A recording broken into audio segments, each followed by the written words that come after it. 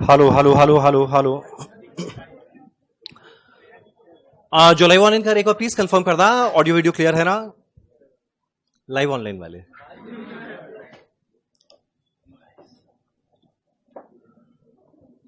Hello sir, good morning sir, good morning sir, good morning भैया, good morning sir, good morning sir, yo yo sir, good morning sir, good morning sir, good morning sir, good morning sir, good morning sir. Sir हमें इसका recording मिलेगा क्या? एकदम मिलेगा। Good morning sir, good morning sir, good morning sir, good morning sir, good morning sir, yes sir, चलो done. चलो एक काम करें, हम लोग फटाफट स्टार्ट करते हैं आज का क्लास। अब एक सेकंड।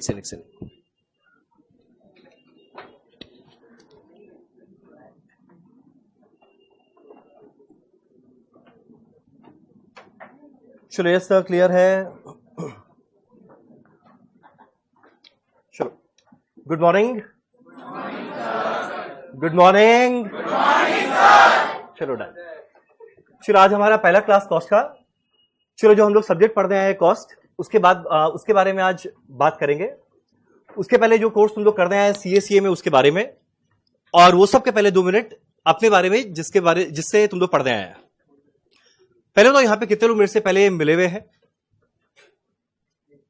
चलो ठीक। कितने लोग आज मेरे से फर्स्ट टाइम मिल रहे हैं? अरे आराम से ऐसे शांति। चलो ऑलमोस्ट पूरा क्लास मेरे से फर्स्ट टाइम मिल रहा है। हम रंजन थोड़ा स्ट्रिक्ट टाइप का आदमी है। आजा आराम से ठीक। अब सबसे पहला बात, अब देखो 2008 में मेरा सीए और सीएस हम दोनों क्वालिफाई किया। नवंबर में सीए, नवंबर 2008, दिसंबर में सीएस। उसके बाद कुछ साल हम जॉब किया। पहले 3 साल आर्टिकलशिप पीडब्ल्यूसी, उसके बाद 1 साल मेरा फेवरेट कंपनी आईटीसी बैंगलोर, उसके बाद 3 साल ईएनवाई दिल्ली। तो फाइनली 2013 में हम पढ़ाने आया। तो ये मेरा 14th ईयर चल रहा है पढ़ाने का। पिछला 13 इयर्स का एक्सपीरियंस फैंटास्टिक था।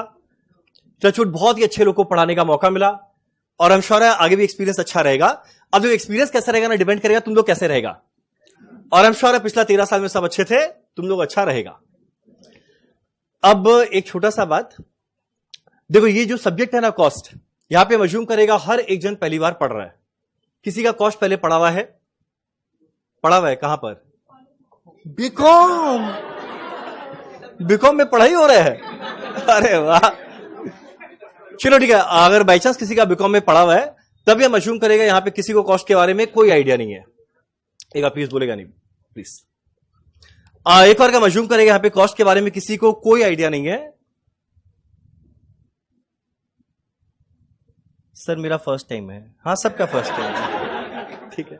चलो एक बार का अज्यूम करेंगे यहां पे कॉस्ट के बारे में किसी को कोई आइडिया नहीं है। तो अगर बाई चांस पढ़ने के दौरान कहीं पे कोई भी डाउट आए, घबराना मत, हैंड रेस करना, आराम से पूछना, मेरे से डरने का कोई बात नहीं है। और बाई चांस क्लास के बीच में पूछने में शर्म आए, घबराना मत, क्लास के बाद पूछना। हम यहां पे क्लास के बाद 1-1.5 घंटा बैठा रहता है, आराम से जो मन चाहे डाउट पूछना। और बाई चांस क्लास के बाद पूछने में शर्म आए तो मेरा टेलीग्राम नंबर रहेगा, उसमें पूछना।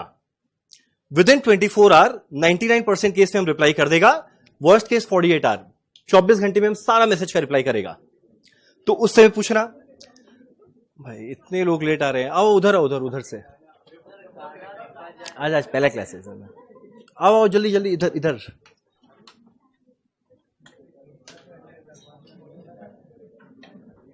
सर मैंने क्लास 11-12 में कॉस्ट पढ़ा है। Very good. चलो इधर बिठाओ ना एक बार, यहाँ पे आओ ना।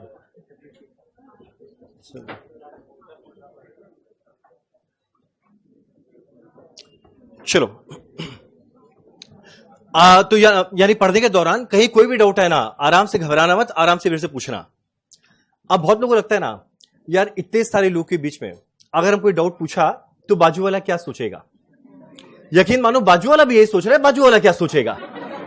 तो इसलिए अगर बाई चांस कोई भी डाउट है आराम से पूछना, हो सकता है तुम लोग के पूछने के चक्कर में 10-12 लोग का और डाउट सॉल्व हो जाए। डन।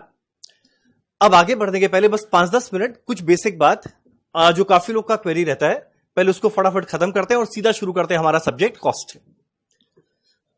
अब बहुत सारे लोग ना जब अपना ये जर्नी शुरू करते हैं उसके पहले सोचते हैं यार एक ग्रुप दे या बोथ ग्रुप दे। अब हम एक बात बताते हैं, कोई मेरे से पूछे एक ग्रुप देना चाहिए बोथ ग्रुप, तो पहले हम बात करते हैं सीए का, कोई डाउट ही नहीं है बोथ ग्रुप देना चाहिए। रीजन क्या है, पहले पुराने जमाने में ना एक ग्रुप क्लियर करो हम लोग का आर्टिकलशिप शुरू होता था, पर जब तक बोथ ग्रुप क्लियर नहीं करेगा आर्टिकलशिप शुरू होगा ही नहीं। और पुराने जमाने में 8 सब्जेक्ट था जो थोड़ा झमेला का चीज था, अभी खाली 6 है जो मैनेज हो जाएगा प्रोवाइडेड शुरू से पढ़ा जाए। और जो सीएमए वाले हैं उन लोग के लिए अभी भी थोड़ा डिफिकल्ट है क्योंकि लगातार 8 दिन में 8 एग्जाम, थोड़ा झमेला है। तो लोग अगर अलग अलग ग्रुप करके दे तो ऐसा पाप नहीं कर रहा है, पर अलग अलग ग्रुप करके दे तो टारगेट खाली पास होना नहीं, ट्राई करना वो जो 400 मार्क का ग्रुप रहेगा उसमें 60-70% लेकर आने का। तो अलग अलग ग्रुप भी दे तब भी कोई प्रॉब्लम नहीं है। एक बात बोथ ग्रुप देने का फायदा क्या, पहला है सेट ऑफ का बेनिफिट, अगला रैंक का बेनिफिट। अब हम बताते हैं।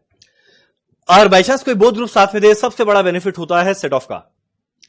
और सेट ऑफ का बेनिफिट क्या है सबको पता होगा, इसलिए हम बता देते हैं।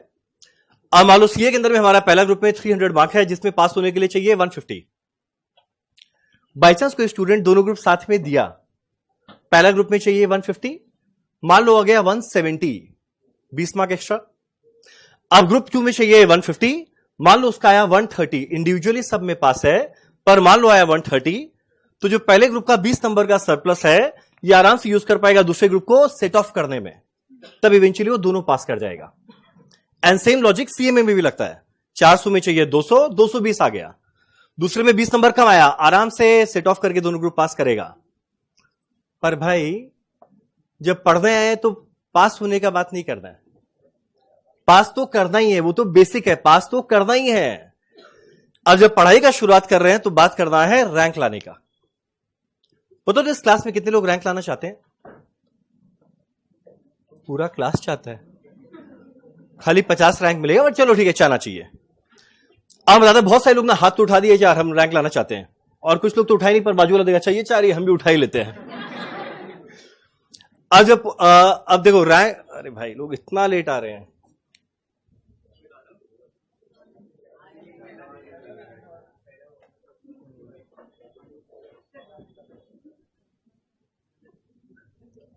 चलो किसी ऐसी जगह तो बुलाओ ना।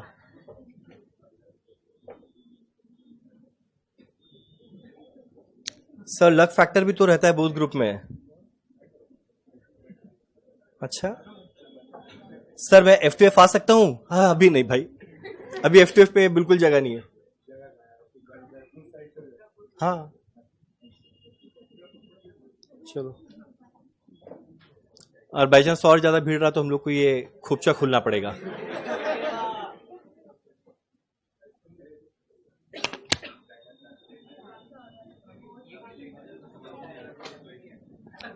अरे भाई जल्दी आओ जल्दी आओ।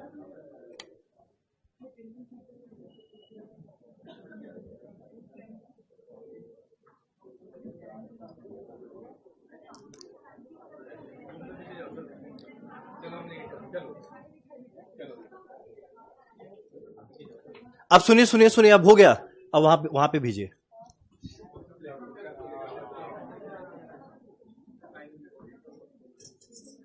चलो हम कहां था, तो पूरा फ्लूइड टूट गया। हम लास्ट क्या सेंटेंस बोला था? अच्छा हाँ, जो रैंक लाना चाहे। अब सुनो सुनो, अब तुम लोग हाथ तो उठा दिया कि चलो ठीक है रैंक लाना चाहते हैं। अब रैंक लाना चाहते हैं, पता है, पर इसी बीच में ना मन में एक बात आया होगा कि यार क्लास 10 में जितना सोचे शायद उतना आया नहीं, क्लास 12 में जो सोचे शायद उतना आया नहीं, और बीकॉम में तो सोचते ही नहीं है, फाउंडेशन में जो सोचे शायद उससे कम रहे, तो क्या गारंटी है इंटर में रैंक आएगा? हम एक बात बताते हैं, इंटर के अंदर में सोचो जितना भी सब्जेक्ट है, ये सारा सब्जेक्ट तुम लोग इफेक्टिवली पहली बार पढ़ेगा। जैसे पता यहां पे हर एक जन का बेस था एकदम सेम होने वाला है, एकदम सेम। तो बोले यानी हमारा अकाउंट्स पहले पढ़ा हुआ है। अब वहां जो अकाउंट्स पढ़ा था और यहां पे जो अकाउंटिंग स्टैंडर्ड अच्छा खासा लेवल का पड़ेगा, जमीन आसमान का फर्क। तो बोले यानी हमारा फाउंडेशन में लॉ पढ़ा हुआ है, तो यह फाउंडेशन का लॉ में जो कॉन्ट्रैक्ट एक्ट था और यहां पर मिलेगा कंपनीज एक्ट, अलग लेवल का है। इसके अलावा टैक्स पहली बार, कॉस्ट पहली बार, एफएम पहली बार, ऑडिट पहली बार। ये हमारे वैसे ये खाली इनके लिए खोला एक बार एलईडी ऑन करिए। हाँ नहीं आगे नहीं, बस वहीं पे अब जो ले, हाँ वहीं, अरे एक सेकंड प्लीज अब वहीं बैठाइए, अब वहीं बैठो। चलो हम क्या बोल रहे हैं, अभी तक जैसा मार्क्स आया, आपको गारंटी नहीं है इंटर के अंदर में एग्जैक्ट वो कोरिलेशन चलेगा। रीजन क्या है हम बताते हैं। जो मेरा इनिशियल जो शुरू का बैचेस था ना, उसके अंदर में सबसे पहले मेरे को याद है मेरे एक बैच चल रहा था, फर्स्ट क्लास हुआ। फर्स्ट क्लास होने के बाद, अब छोड़ दीजिए जो है, अब जाइए। फर्स्ट क्लास के बाद एक लड़का आया और आके बोलते हैं हम सर सीए छोड़ रहे हैं। हम बोला भाई क्यों, ऐसा क्या कर दिया? बोला आप कुछ नहीं किए, उस समय में ना सीपीटी हुआ करता था 200 मार्क का। बोला मेरा सीपीटी में 200 में 128 आया, जो गुड डिसेंट स्कोर है।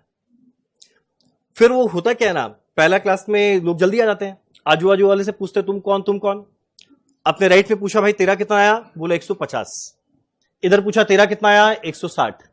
पीछे पूछा तेरा कितना आया, 170। आगे वाला 180। भूल से एक ऐसे लड़के से पूछ लिया, बोला 193 आउट ऑफ 200।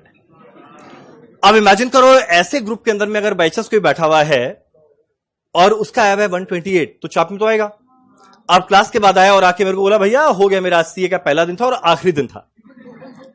तो हम थोड़ा मोटिवेट किया और हम बोला भाई तुम ये सब दिमाग मत लगा, अच्छे से पढ़। और हम बताते जिस दिन रिजल्ट आया था उस दिन जो जिसका 128 आया वो ऑल इंडिया रैंक 8 था इंटर के अंदर में। नहीं मेरा नहीं था, उसका ठीक, ऑल इंडिया रैंक 8 था। और जो लड़का जिसका 193 आया था आउट ऑफ 200, उसका अनफॉर्चुनेटली पहली बार में क्लियर नहीं हुआ। तो बोले आप बोलना क्या चाह रहे हैं, फाउंडेशन में ज्यादा मार्क्स लाना खराब है? वैसा कुछ नहीं है, मेरा फाउंडेशन में भी रैंक था, इंटर में भी था, फाइनल में भी था, थोड़ा फ्लेक्स करना चाहिए। ठीक, तो मेरा बोलने का मतलब ये है कि अगर बाई चांस किसी का आज तक अच्छा था, वो सेम मोमेंटम कंटिन्यू करना है, इंटर भी अच्छा जाएगा। पर अगर बाई चांस किसी का पहले उतना अच्छा नहीं आया हुआ था, तो घबराने का बात नहीं है, एकदम नया शुरुआत है, यहां से पढ़ना। आगे पीछे में क्या हुआ वो एक भी रिजल्ट मैटर नहीं करेगा, आगे एग्जाम का रिजल्ट अच्छा होगा ही होगा। पहला बात। अब सिलेबस बहुत बड़ा है, समझ में आ ही रहा होगा, और कुछ लोग का तो शायद पहला क्लास शुरू हुआ होगा। तो सिलेबस हम बताते हैं अच्छा खासा बड़ा है। अब इतने बड़े सिलेबस को कंप्लीट करने के लिए टाइम देना पड़ेगा। अब बताते हैं जो लोग का ना सारा ट्यूशन शुरू हो गया, वो लोग इस बात को रियलाइज किया होगा, या जिनका नहीं हुआ वो बहुत जल्द रियलाइज करेगा। तुम लोग आफ्टर नरेंद्र मोदी सबसे बिजी आदमी रहेगा। बताते हैं पहला ट्यूशन रहेगा, और कुछ लोगों को तो कॉलेज रहता है सुबह। अब वो निकलेगा सुबह 5:30 बजे, या मान लो 5 बजे निकला, पहले कॉलेज किया, कॉलेज कम वो स्कूल जाता है, वहां पे सेंट जेवियर स्कूल गया, 9:50 पे खत्म हुआ। उसके बाद 11 से 1 पहला क्लास, फिर अगला क्लास करेगा 2 से 4 या 5, फिर अगला क्लास करेगा शाम को 5:30 से 7:30। जस्ट इमेजिन करो जब घर पहुंचेगा एकदम थका आ रहा, सुबह 5:30 पे उठा हुआ, शाम को 7:30 घर पहुंचेगा एकदम थका आ रहा, बैग फेंकेगा साइड में, पास में रहेगा बेड, वो पुकार रहा होगा आजा आजा। तुम लोग वहां जाकर एकदम गिरेगा, पीछे से मम्मी का आवाज आएगा कि बेटा थक गया होगा, आजा खाना खा ले। इतना इज्जत पहली बार, जाएगा खाना खाएगा। उसके जैसे तैसे की हिम्मत करके एक और बुक खोलेगा ना, चलो आज दिन भर में जो हुआ पढ़ाई तो करे थोड़ा बहुत, और पीछे से वापस आवाज आएगा बेटा थक गया होगा सो जाना। बस ये सुनने के लिए तो कान बेकरार था, तुरंत सो जाएगा। अब मान लो अगर ये सिलसिला 1 महीना चल गया, मानते हैं दिन में एवरेज में 3 क्लास करेगा, वीक में 21 क्लास, 1 महीना में 84 क्लास। और मान लो 1 महीना ये सिलसिला चलते रहा, बस ट्यूशन गए घर जाके सोए, ट्यूशन गए घर जाके सोए, और 1 महीना ये सिलसिला चल गया, ये लैपटॉप कैमरा क्यों यूज कर रहे हैं सर? ये लाइव क्लास चल रहा है, एकदम लाइव चल रहा है। वंशिका, प्रतीक, हर्षित सब लाइव चल रहा है। पर सर मैंने सेम सुना था डेमो में। एक बात बताते, ये मेरा 89th बैच है कॉस्ट का, और 89th बैच अगर कोई इंसान पढ़ाएगा वो लफ्ज व लफ्ज सेम बोलेगा, और काफी अर्थ तो ऐसा होता है कि मेरा ड्यूरेशन भी सेम रह जाता है। पिछले टर्म में 1 hour 43 minute 12 सेकंड, इस बार भी 1 hour 43 minute 12 सेकंड, मतलब इस हद तक पूरा का पूरा हो जाता है। पर एकदम लाइव चल रहा है, घबराओ मत। देखो टी शर्ट भी अलग है जो पिछली बार पहना हुआ था। चलो तो बस मेरा ये बोले, मतलब अगर एक महीना बाद इस बात को रियलाइज किया यार एक महीना हम लोगों को पढ़ाई करना चाहिए था, तो जस्ट इमेजिन करो जब पर्दा स्टार्ट करेगा तो 84 क्लासेस का बैकलॉग के साथ, फिर एक महीना में तुम लोग उसको कवर तो करेगा, पर अगला 84 क्लासेस का बैकलॉग और बन जाएगा, और ये सिलसिला ना चलता रहेगा।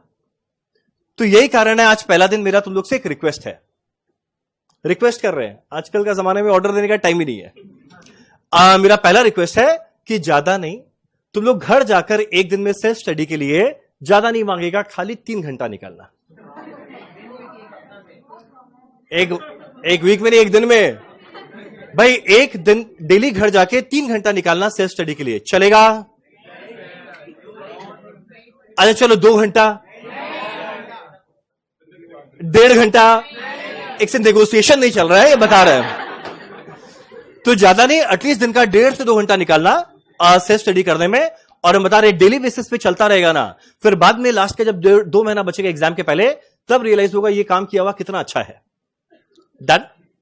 अब देखो हम ये बोल तो देता है पर लोग करते नहीं है। तो हमको ध्यान है जब अपना पहला बैच में पढ़ाना शुरू किया ना, तो हम बड़ा मोटिवेट करता था। हम बोलता था कि भाई बस इंटर का एग्जाम आने वाला है, जी जान लगा दे, खून पसीना बहा दे, एकदम जो एफर्ट दे सकता है दे दे, मस्त मार्क्स आएगा। लोग उल्टा सुना के जाते थे, आपका पहला टर्म है, आप जी जान लगाइए, खून पसीना बहाइए। हम बोला भाई गजब लोग है। फिर सेकंड टर्म में हम थोड़ा डांटना शुरू किया। बहुत मुश्किल है मेरे लिए डांटना, मेरे से डांटा नहीं जाता, स्टिल हम ट्राई किया। बोला पढ़ेगा नहीं पढ़ेगा, बोला डांटे पढ़वा के दिखाइए, वो भी नहीं चला। फिर अगले टर्म में हम रियलाइज किया कि है तो कलयुग, यहां पे लोग ना प्यार का भाषा समझते हैं ना डांट का भाषा, यहां लोग समझते हैं पैसा का भाषा। तो हमको ध्यान है, हम अपना तीसरा टर्म में ना इंसेंटिव देना स्टार्ट किया। ठीक, हम बताते हैं इंसेंटिव स्कीम कुछ टाइम चलाया, फिर हम वापस छोड़ दिया, अब वापस स्टार्ट करेंगे, क्योंकि अभी मेरा हाल फिलहाल में अच्छा खासा इंसेंटिव देने का हैबिट लगा हुआ है, वो याद मत दिलाओ।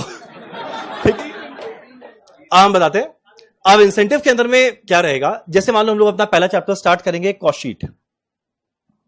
आज जब कॉस्ट शीट का जिस दिन लास्ट क्लास रहेगा, उसके एक दिन पहले बोल देगा ये कल हमारा लास्ट क्लास है, जितना इस चैप्टर में पढ़े सब पढ़ के आना। और बाद में बोलेगा बताओ कौन यहां पर आके मेरे 10 क्वेश्चन का आंसर देने वाला है। तुम लोग वॉलंटियर करना, जिसको मन चाहे वो यहां पर आना, और हम 10 क्वेश्चन पूछेगा उसका आंसर देना। हैप्पी?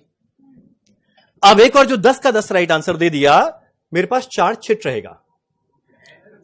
पहला थोड़ा चेंज, पहला 1000 रुपए का, अगला चिट 2000 का। अभी तक मिला नहीं है, ठीक, मिला नहीं है, ये वादा चल रहा है, वादा। पहला चिट 1000 का, अगला चिट 2000 का, तीसरा चिट 3000 का, और फोर्थ वाला रहेगा ब्लेसिंग्स। अब यहां पर आना, हम क्वेश्चन पूछेंगे, आंसर देना। आज जो सारे के सारे क्वेश्चन का राइट आंसर दिया उसको चिट उठाने का मौका मिलेगा, और हम उसी से चिट लिखवाएगा। मेरे लोग बोले आप खाली ब्लेसिंग्स लिख दिए तो हम उसी से लिखवाएगा, और बाद में जो भी उसका चिट आया वो उसको मिलेगा।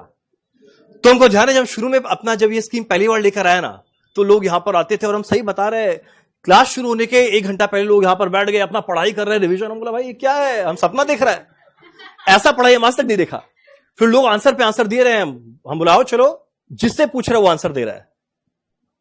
सर ऑनलाइन वालों का क्या, तुम लोग देखना कैसी हो रही है स्कीम। चलो अब यहां पर है क्या, हाँ, अब पहला टर्म में जो लोग चिट उठा रहा है, सबका ब्लेसिंग्स से ब्लेसिंग्स, जो मजा आ रहा है जम के ब्लेसिंग्स बांटे। पर भैया अगले टर्म में पूरा पलट गया। उस समय मेरा 1000 2000 3000 नहीं, उससे मेरा 500 1000 2000 ब्लेसिंग्स था। तो भैया जो आदमी आ रहा है सब 2000, जो आदमी आ रहा है सब 2000। तो 4-5 चैप्टर कंटिन्यू किया, बाद में हम रियलाइज किया यार हम कॉस्ट का टीचर है, मेरे कॉस्ट का खुद का ठिकाना ही नहीं है। तो बाद में हम ये इंसेंटिव स्कीम को बंद कर दिया, पर हम सोच रहे हैं अब एक बार वापस से स्टार्ट करें, क्योंकि अब वापस से ना तुम लोग को मोटिवेट करके पढ़ाना जरूरी है। ठीक, पर एक सेकेंड, एक ट्विस्ट है। अब यहां पर बुलाएंगे, एकदम बुलाएंगे, क्वेश्चन पूछेंगे, एकदम पूछेंगे, राइट आंसर दिया चिट उठाने का मौका मिलेगा, पैसा देंगे। अगर बाई चांस गलत आंसर्स आया उसी से चिट उठवाएंगे। ऑब्वियस है दोस्तों, ब्लेसिंग्स एलिजिबल नहीं है। अगर बाई चांस कोई गलत आंसर दिया उसी से चिट उठवाएंगे। जितना अमाउंट आया, आगे करो, जितना अमाउंट आया उतना उससे लेंगे। एकदम चलेगा? भाई क्यों नहीं? एक मिनट, हर डेबिट के अगेंस्ट में क्रेडिट होता है, तो मेरा देने के अगेंस्ट में लेना नहीं रहेगा। अच्छा, फीस दे दी है, फीस को लेके सुनाएगा नहीं। जो फीस दिया है उसके अगेंस्ट हम सर्विस दे रहे हैं, ये मेरा एक्स्ट्रा इंसेंटिव है। तो अगर बाई चांस गलत हुआ तो देखो मेरा लेना बनता है। अरे हाँ तो कार एलिजिबल होना चाहिए हम।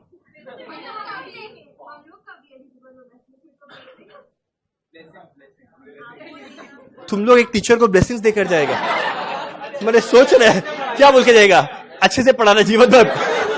क्या बात है। अच्छा चलो ठीक, एक काम करते हैं, लास्ट वाला स्कीम हटाते हैं। राइट आंसर आया इंसेंटिव देंगे, गलत आया कुछ नहीं लेंगे। हैप्पी? घोर कलयुग, घोर कलयुग। चलो एकदम सही फील्ड में है कॉमर्स, एकदम। अब देखो एक दो छोटा बात। अब ऐसा है ना कि हमारा बैच का टाइम 11 to 1 है। आज चलो पहला क्लास आज हम थोड़ा लेट शुरू किया, हम कल से ठीक 11 बजे स्टार्ट करेगा, डॉट 11 बजे, माना 11:01 भी नहीं होगा पूरे सेशन में, हम डॉट 11 बजे स्टार्ट करेगा। और ट्राई करना 11 बजे के पहले एंटर करने का। और बाई चांस कोई 11:05 से लेट आया उसको मिलेगा फर्स्ट वार्निंग। कोई सेकेंड वर्ड लेट आया, second warning. Third word late आया, third warning. Fourth word late आया, काउंटिंग नहीं कर रहे हैं। और फोर्थ वर्ड लेट आया उसको यहां पर आकर गाना गा के सुनाना पड़ेगा। और जस्ट इमेजिन करो इतने भीड़ के सामने गाना गाना है, मजा आएगा। और वहां पे खुला आजादी देगा, जिसको जो फेंकना है फेंको इसमें। अब अगर बाई चांस कोई गाना अच्छा नहीं गा सकता तो घबराना मत, उसके बिहाफ में गाना हम गा लेगा और उसको यहां पर डांस करना पड़ेगा। तो इसीलिए इसीलिए ट्राई करना है एकदम टाइम पे पहुंचने का। प्लीज लेट मत आना, अदरवाइज देखो एकदम पहला 10 मिनट फ्लो ही नहीं बना। पर एक बार जब पूरा क्लास सेटल डाउन हुआ तो एटलीस्ट हम भी फ्लो में बोल पा रहे हैं। तो इसीलिए डॉट 11 बजे हमारा क्लास स्टार्ट होगा और एकदम डॉट 11 बजे स्टार्ट होगा। और हम ट्राई करेंगे 1 बजे तक छोड़ने का। वर्स्ट केस 1:05 उसको पार हम कभी नहीं करेगा। हैप्पी? अब एक बड़ा इंपॉर्टेंट बात है टेस्ट का। हर 3 चैप्टर के बाद तुम लोग का रहेगा टेस्ट। तो कुल मिला के चैप्टर वाइज तुम लोग का 4 मॉक टेस्ट होगा और पूरा सिलेबस हो जाने के बाद एक 100 मार्क का फुल फ्लेजेड मॉक टेस्ट होगा। अब 5 मॉक टेस्ट अगर तुम लोग देने के बाद अपना जब मेन एग्जाम देने जाएगा, सोचो मेन एग्जाम में चाप नहीं लगेगा। क्लास 12 का जब बोर्ड का एग्जाम देने गया, सोचो कितना सारा टेस्ट पेपर सॉल्व किया। और इंटरमीडिएट का एग्जाम जो उससे ज्यादा डिफिकल्ट है, उसमें अगर बिना मॉक टेस्ट दिए एग्जाम देने जाएगा तो एग्जाम मॉक टेस्ट बन जाएगा। तो यही रीजन है कि मॉक टेस्ट जरूर देना। इस बार अभी हम लोग कुछ ऐप में भी चेंज किए, कुछ और चेंज किए। तो होगा क्या ना, जो लोग टेस्ट देंगे 1 वीक, मेरे को लगेगा इतना सारा पेपर्स आता है उसको चेक करने में, 1 वीक में जो लोग ने टेस्ट दिया सबको मार्क्स मिल जाएगा। और जो लोग टेस्ट नहीं दिया उन लोग के पास एक मैसेज जाएगा, उनके नंबर पे नहीं। एक याद करो, अल्टरनेट कॉन्टैक्ट नंबर लिया गया था, जहां तुम लोग का गार्जियन का नंबर लिया गया था, आपने दूसरा नंबर दे दिया। हमको ध्यान है इनिशियल बैच में जब ये करता था, एक जन गार्जियन में मेरा नंबर देके आ गया। मेरे पास मैसेज आ रहा है आपका बेटा एग्जाम देने नहीं आया। हम बोला मेरा बेटा कब हुआ। चलो एनीवेज, हर 3 चैप्टर के बाद टेस्ट रहेगा और टेस्ट देना अनिवार्य है। टेस्ट देना बहुत जरूरी है। ये मेरे बेनिफिट से ज्यादा तुम लोग के बेनिफिट के लिए, तो टेस्ट जरूर देना। सर ऑनलाइन वाले टेस्ट कैसे देंगे? जिस समय यहां पर टेस्ट चल रहा होगा वो सेम टाइम में हम टेलीग्राम ग्रुप के अंदर में क्वेश्चन पेपर भेजेगा, घर में सॉल्व करना, स्कैन करके में एक मेल आईडी देगा, उसमें पीडीएफ भेजना, 1 वीक में सारा चेक हो जाएगा। हैप्पी? और कोई अगर ऑनलाइन वाला कैलकाटा का ऑनलाइन वाला यहां पे आके देना चाहे, मोस्ट वेलकम, जरूर आके दे सकता है। पहला टेस्ट में पूरा जोश रहता है, पूरा भरा हुआ रहता है। सेकेंड टेस्ट में 50%, थर्ड में उसका 50%, फोर्थ वाले में एक बार ऐसा हुआ था, हम था और मेरी तन्हाई थी, एक भी टेस्ट नहीं दिया है फोर्थ वाला।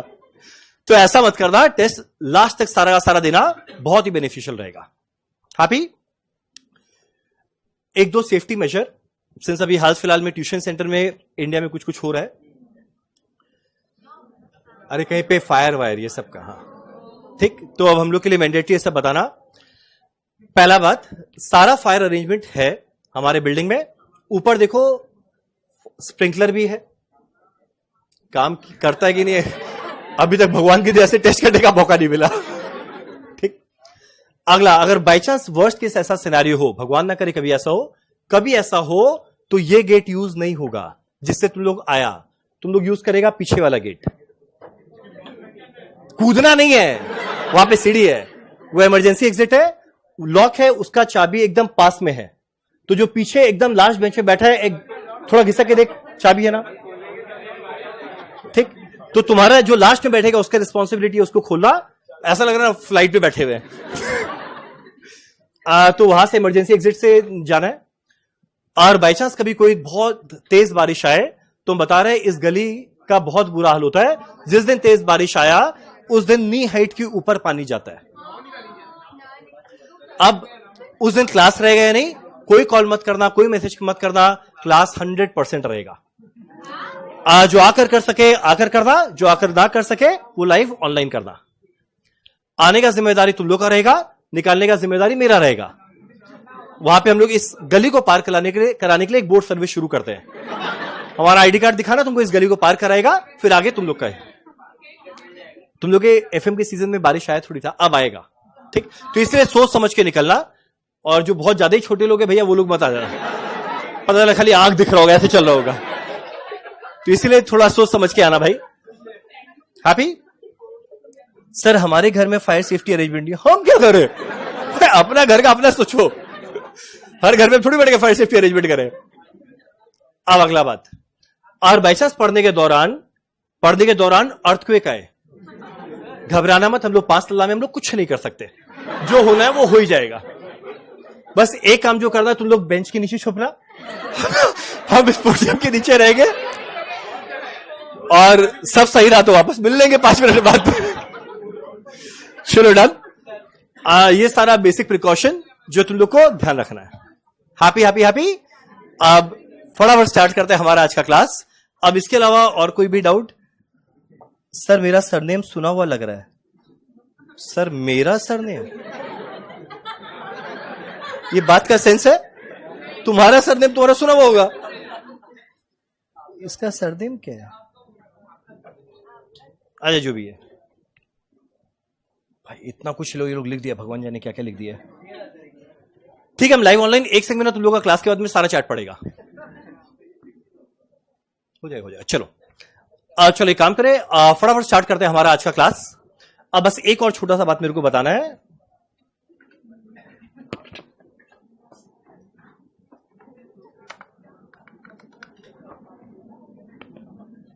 सर मेरा वैलिडिटी रिलेटेड इशू है, प्लीज हमारे एडमिन टीम को कांटेक्ट करो, हम वैलिडिटी हम खुद नहीं बढ़ाता है। चलो सुनो, अब देखो, अब एक मिनट एक और बात करते हैं। हमारा जो सीए है, सीए के अंदर में देख 2 ग्रुप, और हम शौरत लोगों को पता है, एक ग्रुप 1 एक ग्रुप 2। ग्रुप 1 में आता है 3 सब्जेक्ट। अभी ये सब लिखने का नहीं, अब लिखना होगा हम बता देगा। हमारा ग्रुप 1 के अंदर में आता है 3 सब्जेक्ट, जो हम शौरत लोगों को नाम पता होगा। जरा बताओ सीए के अंदर में ग्रुप 1 में 3 सब्जेक्ट का नाम क्या? पहला एडवांस अकाउंट्स, अगला पहले लॉ है, फिर अगला है टैक्स, यहां पर आता है कॉस्ट, यहां पर आता है ऑडिट, यहां पर आता है एफएमएसए। अब एक बात बताते हैं, अब देखो कुछ स्टूडेंट लोग ऐसा होता है जो लोग का ना प्रैक्टिकल बड़ा अच्छा रहता है, थ्योरी उतना अच्छा नहीं, और कुछ लोग का थ्योरी बड़ा अच्छा रहता है, प्रैक्टिकल उतना अच्छा नहीं। तो सीए हो या सीए में, दोनों में किसी एक के भरोसे आगे बढ़ने से काम नहीं चलेगा। कारण क्या है, हमारा एडवांस अकाउंट्स पूरा प्रैक्टिकल, लॉ पूरा थ्योरी, डायरेक्ट टैक्स प्रैक्टिकल है, आईडीटी थ्योरी, कॉस्ट पूरा 100 नंबर प्रैक्टिकल है, हमारा ऑडिट पूरा थ्योरी, एफएम प्रैक्टिकल है, एसएम थ्योरी। तो सोचो हमारा जो सिलेबस है इतना ब्यूटीफुली डिजाइन किया हुआ है, 1 2 और यहां का आधा आधा, यानी 300 मार्क प्रैक्टिकल, 300 मार्क थ्योरी। तो ऐसा नहीं खाली प्रैक्टिकल स्ट्रांग है उसके भरोसे चले जाए या थ्योरी स्ट्रांग है उसके भरोसे चले जाए, दोनों को बड़ा अच्छा बैलेंस बना के चलना पड़ेगा। इंडिविजुअल पास मार्क्स क्या है पता है, सेट ऑफ बेनिफिट क्या है पता है। अब ये सब बात नहीं करेंगे, हम बताते हैं। अब जब टारगेट ही करना है ना, तो आज तक का जो ऑल टाइम हाईएस्ट आया है टारगेट, उसको करना। अब बताते हैं, अकाउंट्स के अंदर में ऑल टाइम हाईएस्ट है 100, लॉ के अंदर में है 94, टैक्स में 98, कॉस्ट में 100, ऑडिट के अंदर में 99 आ चुका, और एफएमएसएम के अंदर में 97। तो जब नवंबर 5 में हम अपना एग्जाम दिया, मेरा वैसे तो आया था एग्जाम में लॉ के अंदर में 89, हम बोले यार 89 नहीं आया, हम रीचेक में दिया। और जब मेरे स्टूडेंट को, मेरे फ्रेंड लोगों को पता चला कि लड़का का लॉ में 89 आया और वो दुखी है और वो रीचेक में दे रहा है, मेरे को गंदा गंदा गाली दिया। कौन सा ये इंटरेस्ट है, कौन सा? हम बोले यार ऐसे कैसे आ सकता है, मेरा इतना अच्छा एग्जाम गया था, हम तो एक्सपेक्ट कर रहे थे और ज्यादा। तो जब नहीं 92 मार्क्स से अटेम्प्ट किया था, तो उनको 89 मिला, हम बड़ा सैड था, तो हम रीचेक में दिया तो 90 हुआ, तो ऑल टाइम हाईएस्ट था। फिर बाद में मई 17 के अंदर में रिकॉर्ड टूटा और ये बना 94, और अभी तक फिलहाल 94 चल रहा है। तो फुल इनमें से कोई रिकॉर्ड आगे तुम लोग तोड़ो। अरे देखो आज पहला क्लास है, तुम लोग पढ़ने के दौरान रियलाइज करेगा कि हम ना अचानक से पढ़ाते पढ़ाते अचानक से भावुक हो जाता है और मन में जो मन चाहे एक वादा कर देता है।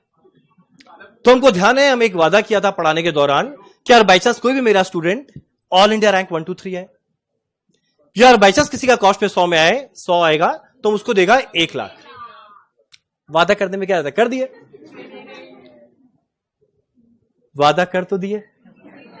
और वो डेट मेरे को, वो डेट मेरे को अभी भी याद है, पहला जो इंसिडेंट हुआ था वो डेट याद है, 3 फरवरी 2019। एक स्टूडेंट का कॉल आया, बोला भैया 1 लाख रुपया लेने आ रहे हैं। हाँ बोला 1 लाख, कौन सा 1 लाख? बोला याद करिए आपने वादा किया था आप 1 लाख रुपया देंगे। अब हम समझ तो गया हम क्या बात किया, हम क्या वादा किया, हमें याद नहीं आ रहा, याद नहीं आ रहा है। बोला हमको पता था पलट जाएंगे इसलिए रिकॉर्ड कर लिए। हम बोला तुम्हारा क्या आया? बोला कॉस्ट में 100 में 100। हम बोला मार्कशीट भेजो। अब मार्कशीट भेजा, हम बोला भाई 100 में 100 है। हम बाद में जा चेक किए वेबसाइट में, लगे बोला ऐसा तो नहीं है, बोलता ना फोटोशॉप करके नहीं, उस समय चैट जीपीटी नहीं था। हम बोला ऐसा तो नहीं है कि एडिट करके भेज दिया। बोला भाई 100 में 100 आया। अब मेरे को ध्यान है, मेरे से 1 महीना फॉलो किया। इनफैक्ट हम उससे वादा 5 लाख का किया था, अब याद आया। हम वादा 5 लाख का किए, वो उस गेट से आता था, हम यहां से निकलता था, वो इधर से आता था, वहां से निकलता था। तो 1.5 महीना हम उसके संग में हाइड एंड सीक खेले। बाद में एक बार वो मेरा पूरा बिल्डिंग के नीचे तक इंतजार किया और हम सेटल किया 5 लाख की जगह 1 लाख में।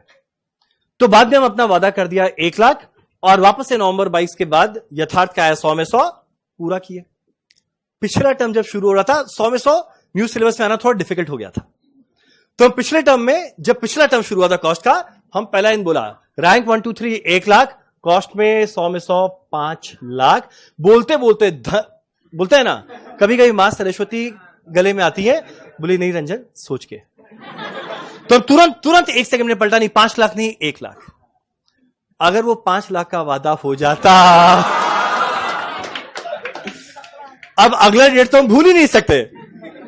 अगला डेट कोई गए हुए ज्यादा दिन हुआ भी नहीं है, रिसेंट डेट है 24 जून 2026। रिजल्ट आना स्टार्ट हुआ, हमको ध्यान है जब रिजल्ट आया तो मेरा फुल बॉडी क्या बोलते चेकअप चल रहा था, आपको एक मेडिक्लेम करवाना था। हम लेटे हुए, अल्ट्रासाउंड चल रहा है। अब मोबाइल हाथ में, एक जन का आया सर 100 आउट ऑफ 100। पहले हम तुरंत वीडियो को देखा, मेरा वादा 5 लाख का था या 1 लाख का। तसल्ली है चलो 1 लाख का। हम बोला चलो बढ़िया, खुशी तो होता है ना, 100 में 100 आया 1 लाख। 15 मिनट बाद एक और, सर 100 में 100। अब अभी ईसीजी चल रहा था, बोले सर कुछ प्रॉब्लम है क्या? हम बोला नहीं अच्छा ही चल रहा है। उसके 15 मिनट बाद एक और, सर 100 में 100। तो थैंकफुली उस समय वादा 5 लाख का नहीं था, ये तो 5 लाख पांच पांच मिला के 15 लाख लगता, जो मेरा इस बार 3 लाख में काम हो गया। पर संग में मेरा एक और वादा रहता है कि जो लोग अभी कॉस्ट में 80+ आएगा, हम सबको लेकर जाते हैं आईटीसी में एक पार्टी के लिए। और इस बार सेंचुरी ऑफ स्टूडेंट्स का आया था, पर थैंकफुली बहुत लोग कैलकाटा के नहीं थे, तो इसी वजह से हम बचा। नहीं तो मेरा इस बार का बजट, मेरे एक साल का बजट रहता है कि लोगों को इंसेंटिव प्लस पार्टी का बजट रहता है 50 लाख। हम आज तक ये बोलता था, कभी आज तक पूरा नहीं करता था। हमें बोलता था, हमको लगा कि भगवान सीरियसली ना ले लिए कि इसका वादा पूरा कराएंगे। तो एनीवेज, अब तुम लोग के बैच के लिए एक फ्रेश ऑफर। कोई भी अगर बाई चांस मेरे स्टूडेंट के अंदर में रैंक 1 2 3 आए, नहीं रिकॉर्डिंग में जा रहे हैं, ये यूट्यूब में रहेगा, घबराओ मत। और बाई चांस कॉस्ट में 100 में 100 आए, या रैंक नहीं एडिट नहीं करेंगे और रैंक 1 2 3 आए या कॉस्ट में 100 में 100 आए,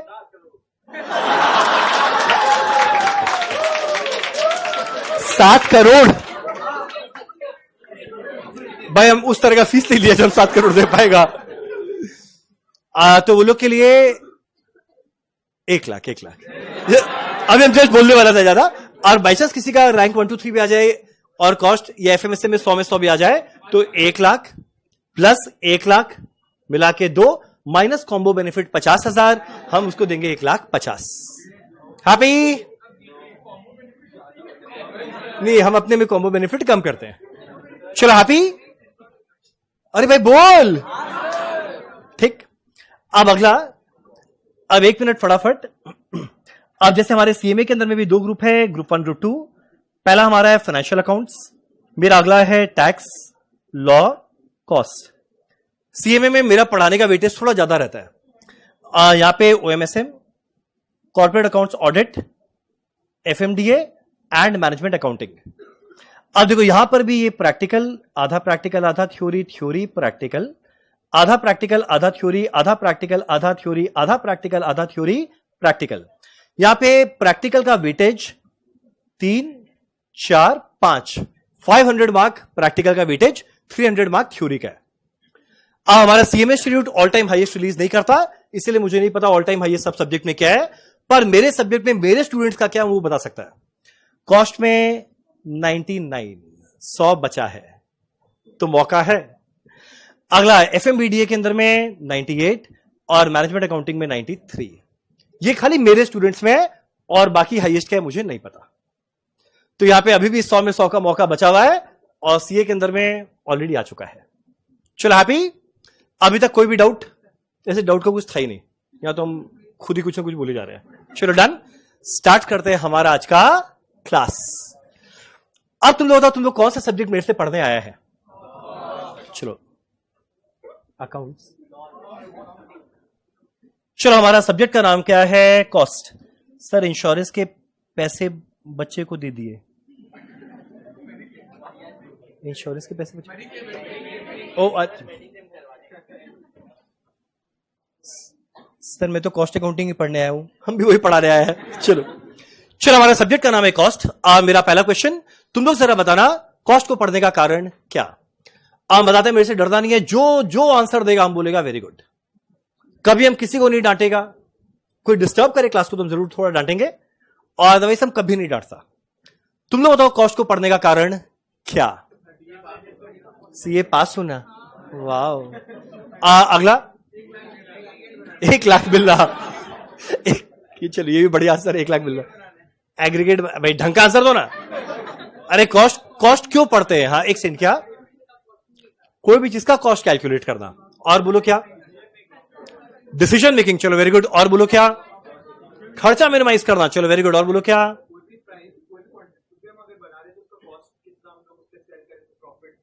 कॉस्ट, सेलिंग प्राइस, प्रॉफिट, ये सब निकालना, चलो वेरी गुड। और बोलो क्या? बजट बनाना, चलो वेरी गुड। और बोलो क्या? डेटा कलेक्ट करना। हम वेरी गुड बोल नहीं पा रहे हैं। चलो और बोलो क्या? बोलिए। अच्छा, पहला क्लास किया हुआ है।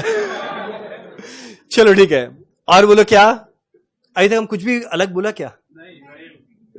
चलो डन, हम बताते हैं, सुनो। पता है कॉस्ट को पढ़ने का कारण क्या? अब तुम लोग याद करना क्लास 11 12 या फाउंडेशन या बीकॉम के अंदर में तुम लोग एक चीज फाइनेंशियल अकाउंट से बनाता है, trading PL account, balance sheet. सुना हुआ है? Trading account, gross profit, PL account, net profit. अब जो भी हम लोग ट्रेडिंग पीएल अकाउंट बनाते हैं, पता है ऐसे ट्रेडिंग पीएल अकाउंट को देखकर हमारा जो बीओडी है ना, बीओडी जो हमारा टॉप मैनेजमेंट है या बीओडी, कोई बहुत सारा डिसीजन नहीं ले पाता। यानी उसको अगर बाई चांस पीएल अकाउंट पकड़ाए और बोले भाई बताना, कुछ कुछ डिसीजन लेना है, कोई कोई क्वेश्चन है जिसका जवाब फाइनेंशियल अकाउंट्स के पीएल में नहीं मिलता, पता है वैसे सारे सवाल का जवाब कॉस्ट अकाउंट्स के कॉस्ट शीट में मिलता है। फाइनेंशियल अकाउंट्स के पीएल में जो चीज का जवाब नहीं मिला, वो चीज का जवाब कॉस्ट में मिलेगा। तो अगर यह पता चले ना कौन कौन सा ऐसा क्वेश्चन है जिसका जवाब फाइनेंशियल में नहीं कॉस्ट में मिलेगा, अपने आप समझ में आएगा कॉस्ट को पढ़ने का कारण क्या है। अब मैं काम करता, सबसे पहले ना तुम लोग से एक दो क्वेश्चन पूछेगा, ट्राई करना जवाब देने का। 2 मिनट के लिए इमेजिन करना तुम लोग एक कंपनी का बोर्ड ऑफ डायरेक्टर है, क्या खुश हुआ। और हम बता रहे हैं पढ़ने के दौरान हम मैक्सिमम जगह अपने फेवरेट कंपनी का एग्जांपल लेकर चलेगा, आईटीसी। हाँ भाई, पहले मेरे को एक बात बताओ, नाम सुना है आईटीसी? आईटीसी का क्या क्या डिपार्टमेंट है, आईटीसी का क्या क्या डिवीजन, आईटीसी का क्या क्या बिजनेस है? पहला क्या है? सिगरेट। होटल भी बोल सकता था, सिगरेट है, नशेड़ी लोग का यही हालत है। पहला चलो एफएमसीजी हो गया, और बोलो क्या? स्टेशनरी, जो क्लासमेट कॉपी है ना, आईटीसी का है। और बोलो क्या? आईटीसी का होटल। और बोलो क्या? बिंगो, वाहियात सा, वो भी आईटीसी का है। और बोलो क्या? अगरबत्ती। ये कौन बोला? तुम बोल रहे है? नहीं बोला, अच्छा है। चलो, मंगलदीप अगरबत्ती, कोई सुबह जल्दी उठ कर पूजा करे, तो वो भी आईटीसी का है। और ये सारा क्या नाम है, फूड में है, होटल में है, एफएमसीजी में है, फियामा डिविल्स में है, और विल्स लाइफस्टाइल, बहुत सारा आईटीसी का है। आज हम लोग आईटीसी का 2 डिवीजन का लेकर चलेंगे एग्जांपल। पहला फूड डिवीजन, और अगला रहेगा आईटीसी का सिगरेट डिवीजन। पहले काम करते हैं, एक और आईटीसी के फूड डिवीजन के एग्जांपल लेकर चलते हैं। आप 2 मिनट के लिए इमेजिन करो, आईटीसी के फूड डिवीजन के टॉप मैनेजमेंट में आप लोग हैं, और हम एक पीएल अकाउंट बना के दे रहे हैं, और कुछ क्वेश्चन पूछेगा और 1-2 क्वेश्चन का जवाब देना। ठीक, अब कुछ लिखना नहीं है, बस खाली देखो। सर होटल, अगरबत्ती, फूड, आशीर्वाद, एफएमसीजी, यप्पी, ओ यप्पी, ओ चॉकलेट्स, टोबैको प्रोडक्ट। एक्चुअली मेरे आंख में पावर है। हाँ, बहुत जल्द तुम लोग के बैच के बाद। चलो सुनो, मान लो एग्जांपल दे रहे हैं, ये हमारे आईटीसी के फूड डिवीजन का पीएल। मान लो क्रेडिट साइड में लिखा हुआ है sale value 1 lakh, rupees in thousands. और मान लो इधर में मेरा मटेरियल कॉस्ट है 30,000, मान लो मेरा वेजेस है 20,000, मान लो मेरा फैक्ट्री एक्सपेंस लगा है 5,000, मान लो मेरा सेलिंग एंड डिस्ट्रीब्यूशन एक्सपेंस लगा है 30,000। एक बार क्या मेरे को कोई नेट प्रॉफिट बताएगा? कितना आएगा? 30, 20, 50, 55, 30, 85, और यह आएगा 15,000। ठीक, एकदम सिंपल सा एक बेसिक पीएल अकाउंट बनाकर दिए, और मेरे 2 क्वेश्चन का आंसर देना। ठीक, आंसर देगा। पहला पीएल पकड़ा दिए, और हम पहला क्वेश्चन पूछ रहे हैं, तुम लोग बताओ एक बात, और बाई चांस हमारे कंपनी को अपना प्रॉफिट बढ़ाना है, और मान लो हमारे कंपनी को अपना प्रॉफिट बढ़ाना है, वो ऐसा क्या क्या कदम उठाएगा जिसके द्वारा इसका प्रॉफिट बढ़ जाएगा? क्या क्या? पहला सेल बढ़ाएगा, अगला कॉस्ट कम करेगा, और कुछ? हो गया राइट आंसर। कितना आसानी से बोला, सेल बढ़ा दो, कॉस्ट गिरा दो। मरे तो देख के समझ में आ रहा है सेल बढ़ाना है, कॉस्ट गिराना है, पर भैया किसका सेल बढ़ाना है, किसका कॉस्ट गिराना है, वो इसको देखकर कहीं समझ में नहीं आएगा। सोचो अगर इतना आसानी से ही हम लोग अपना प्रॉफिट बढ़ा देते तो जीवन में क्या कभी कोई भी कंपनी लॉस में रहता? 1 सेकंड लगा बोलने में, सेल बढ़ाओ ना और कॉस्ट गिरा दो। अब जितना आसानी से बोला गया उतना आसानी से होता नहीं है। यानी शॉर्ट ये जो पीएल अकाउंट है ये हमारे टॉप मैनेजमेंट के लिए एकदम एक वाहियात डॉक्यूमेंट है। जीवन में कोई बैलेंस शीट और पीएल देखता ही नहीं है हमारा टॉप मैनेजमेंट डिसीजन लेने के लिए, तो तुम बोलेगा ये फिर बनाए क्यों?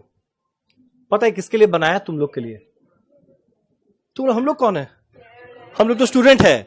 अभी स्टूडेंट है, बड़े होकर शेयर होल्डर बनेगा, यानी शेयर होल्डर के लिए बनता है हमारा ट्रेडिंग पीएल अकाउंट। पर हमारा टॉप मैनेजमेंट कभी पीएल अकाउंट को देख के जीवन में एक भी डिसीजन नहीं लेता।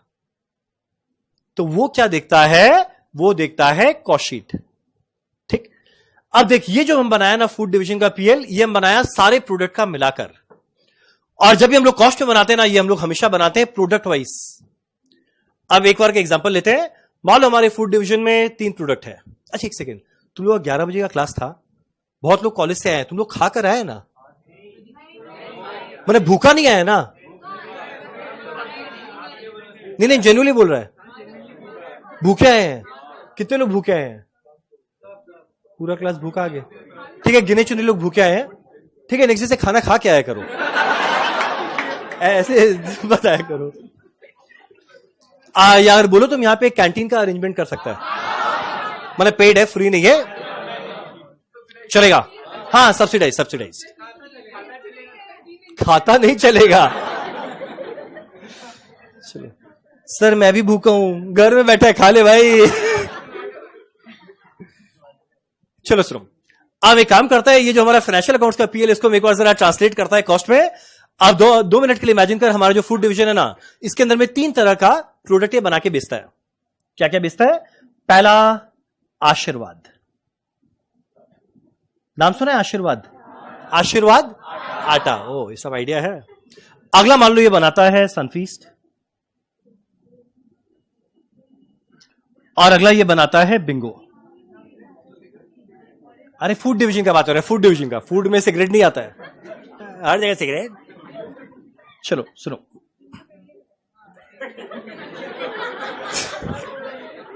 यार डिस्कशन बिंगो टेढ़े पेढ़े है। चलो सुनो, अब देख हमारा कुल मिला के सेल वैल्यू था 1 लाख। अब कॉस्ट में हम लोग हमेशा जब भी बनाते हैं, हम लोग हमेशा बनाते हैं प्रोडक्ट वाइज। अब मान लो जो सेल वैल्यू है टोटल मिलाकर 1 लाख। अब मान लो तीनों प्रोडक्ट में कितना है? आशीर्वाद में 40,000, मान लो सनफीस्ट में 30,000 और बिंगो में 30,000। तुम एक बार टोटल कर करके देखते रहना, मैच हो रहा है ना? भाई क्या इरादा है? लाइट क्यों बंद कर रहे? बीच का जो 2 स्विच है वो वाला, हाँ सेकंड वाला भी। चलो चलो अगला माइनस करने वाले हैं कॉस्ट। अब देख मेरा खर्चा क्या लगा? मेरा पहला लगा है मटेरियल, और मेरा मटेरियल कुल मिलाकर है 30,000, और मान लो यहां पर है 12,000, यहां पर है 9, यहां पर है 9। मेरा अगला है वेजेस, मान लो मेरा वेजेस कितना दिया हुआ है? 20,000, और मान लो तीनों प्रोडक्ट के अंदर में आया हुआ है 5, 5, 10। तुम लोग टोटल चेक कर रहे हैं ना? ठीक। मेरा अगला है फैक्ट्री एक्सपेंस 5,000, तीनों में लगा होगा, और मान लो तीनों में कितना लगा है? 5,000 वाला 1,000, 2,000, 2,000। मेरा आखिरी है सेलिंग एंड डिस्ट्रीब्यूशन, और मेरा सेलिंग एंड डिस्ट्रीब्यूशन है कुल मिलाकर 30,000। मान लो ये कितना लगा है? 5, 10, 15। अब एक बार जरा देखते हैं मेरा प्रॉफिट तीनों प्रोडक्ट में इंडिविजुअली क्या आया? कितना आया? ये आया 12 + 5 17, 18, 5 23, 40 में 23 गया, क्या आया? 17,000। यहां पे 9 + 5 14, +2 16, +10 26, 30 - 26 आएगा 4,000। और यहां पे 9 + 10 19, +2 21, +15 36, 30 - 36 आने वाला है -6,000। एक बार ये तीनों मिलाकर देखना कितना आएगा? 15,000। तो देख यहां पे नेट प्रॉफिट 15 है, यहां पे नेट प्रॉफिट 15 है। नहीं ये सब कुछ कॉपी नहीं करना, ठीक।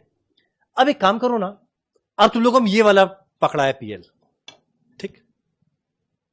अब तुम लोग से हम एक क्वेश्चन पूछता है, तुम लोग तो ये 3 जो तरह का प्रोडक्ट बेचा, इसमें कौन सा वैसा प्रोडक्ट है, इसमें कौन सा वैसा प्रोडक्ट है आज मेरे कंपनी को अच्छा खासा प्रॉफिट कमाने से रोक लगा रहा है? आशीर्वाद, सनफीस्ट या बिंगो? क्यों बिंगो? मेरा लॉस आया 6,000। जरा सोचो, जब जैसे हम लोग ये वाला पीएल देखे, मेरे को आइडिया नहीं है कौन सा प्रोडक्ट अच्छा कर रहा है कौन सा खराब, पर जैसे हम लोग इसको कॉस्ट में ट्रांसलेट किए, मेरे को तुरंत नजर में आया बिंगो के अंदर में लॉस आ रहा है। और अगर बाई चांस बिंगो के अंदर में लॉस आ रहा है तो मेरा टॉप मैनेजमेंट ये डिसाइड करेगा जो ऐसा लॉस वाला प्रोडक्ट है इसको आगे कंटिन्यू करे या डिसकंटिन्यू, ऐसा वो डिसाइड करेगा। अब सोचो ना, अगर पहला साल है तो पहला साल में तो लॉस आएगा ही, पर मान लो पहला साल लॉस आया, सेकेंड ईयर और लॉस आया, तीसरा साल और लॉस आया, फोर्थ ईयर लॉस, पांचवा साल लॉस, यानी मान लो कोई प्रोडक्ट में हर साल लॉस पे लॉस आ रहा है, तब इवेंचुअली कभी ना कभी तो ये बंद करेगा। पर तुम लोग बताओ ये डिसीजन क्या वो इसको देखकर ले पाता? यानी बताए जैसे ही कॉस्ट को हम लोग देखे, मेरे को आइडिया लगा कौन से प्रोडक्ट में कितना सेल है, कौन से प्रोडक्ट में कितना खर्चा लगा, कौन से प्रोडक्ट में कितना प्रॉफिट आया। तो जो भी मेरा लॉस मेकिंग प्रोडक्ट है इसको कंटिन्यू करे या डिसकंटिन्यू, ये पहला डिसीजन ले पाएगा इस पीएल को देखते हुए।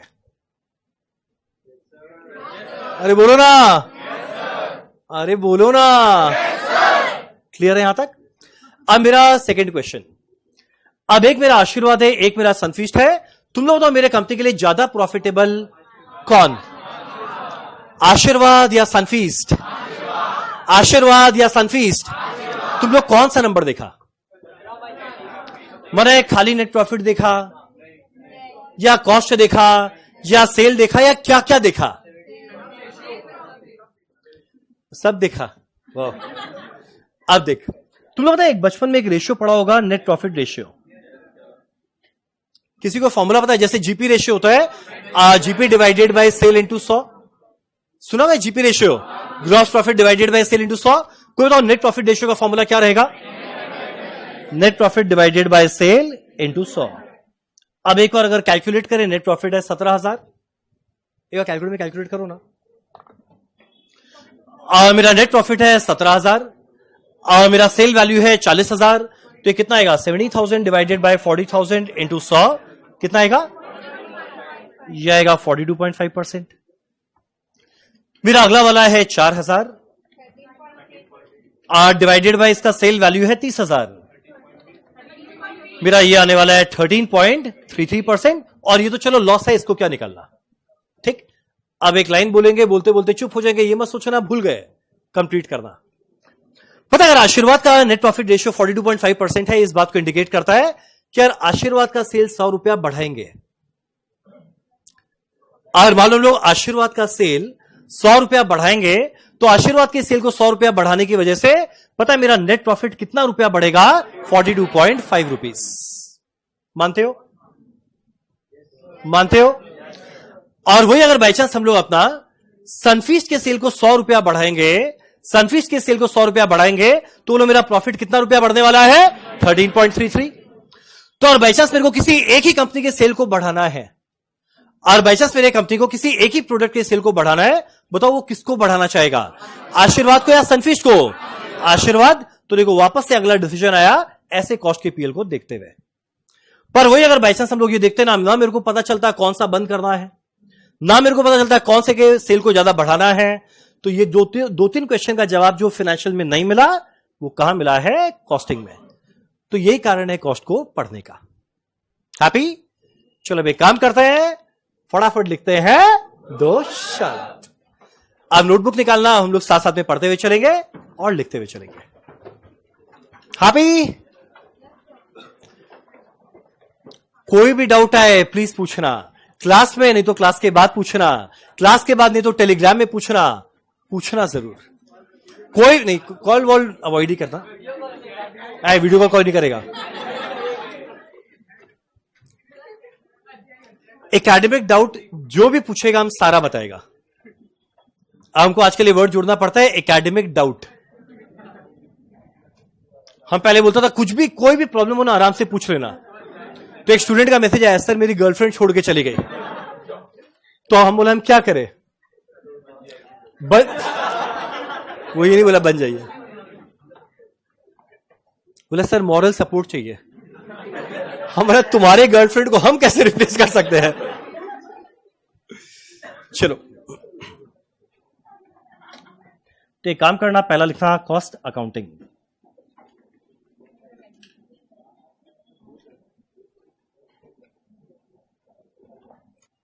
एक second,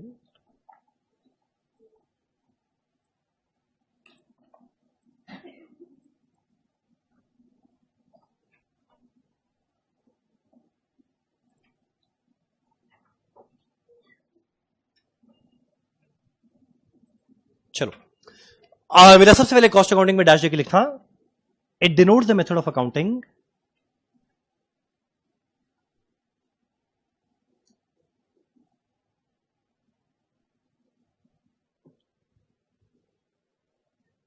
it denotes the method of accounting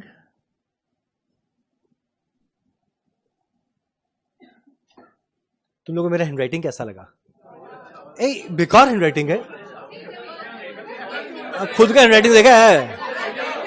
चलो एवरेज हैंडराइटिंग, चलो ठीक है। I denote the method of accounting which deals with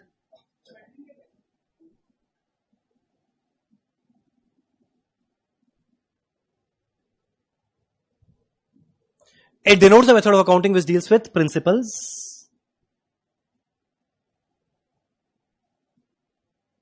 comma methods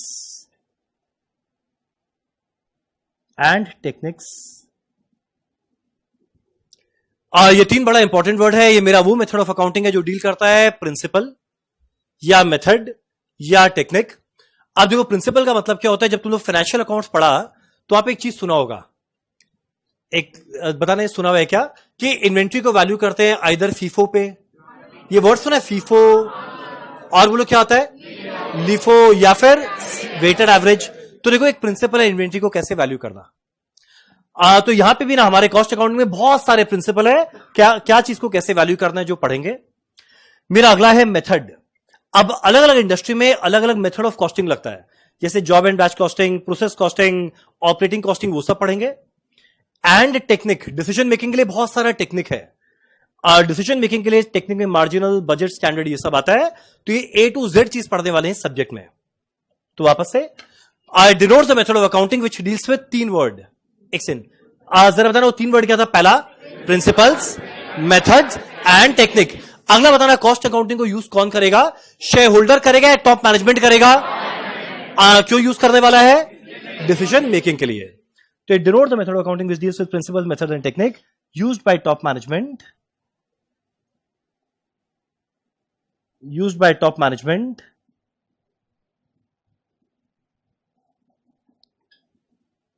for decision making।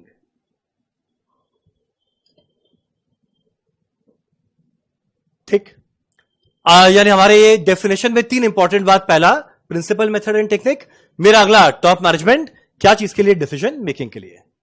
चलो डन। अब मेरा एग्जाम में ना एक थ्योरी बड़ा इंपॉर्टेंट है जो कई बार आता है, ऑब्जेक्टिव ऑफ कॉस्ट अकाउंटिंग, कुल मिलाकर है 4।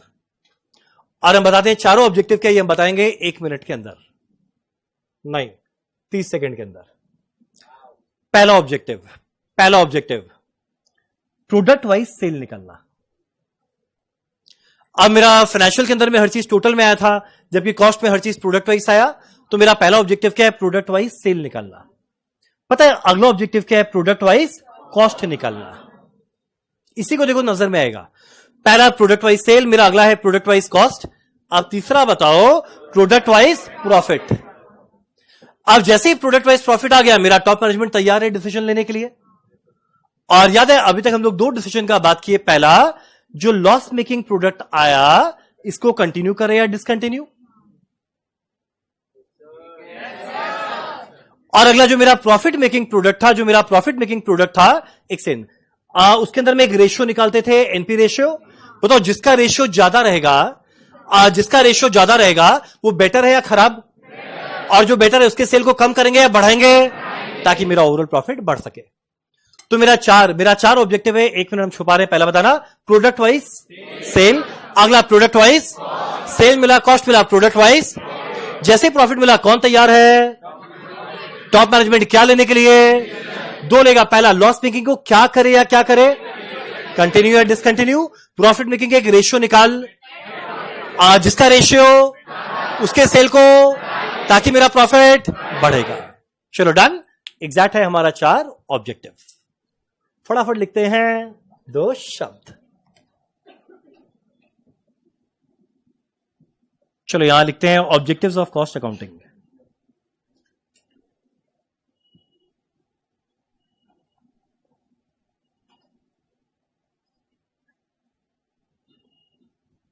चलो मेरा पहला है ascertainment of product wise cell.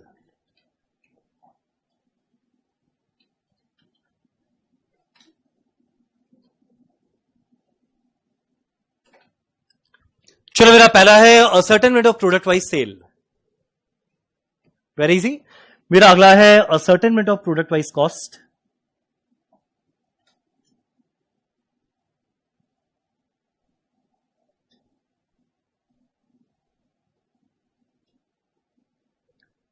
अब मेरे को प्रोडक्ट वाइज सेल मिला, मेरे को प्रोडक्ट वाइज कॉस्ट मिला, तो ऑब्वियस सा बात है माइनस करते क्या मिल जाएगा, product wise profit. Calculation of product wise profitability.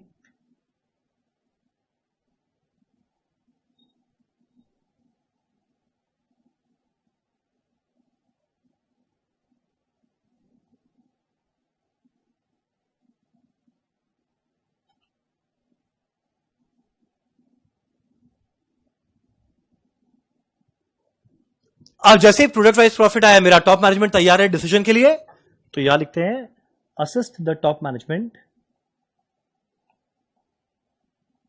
तुम लोग को आज एक इंसेंटिव दे,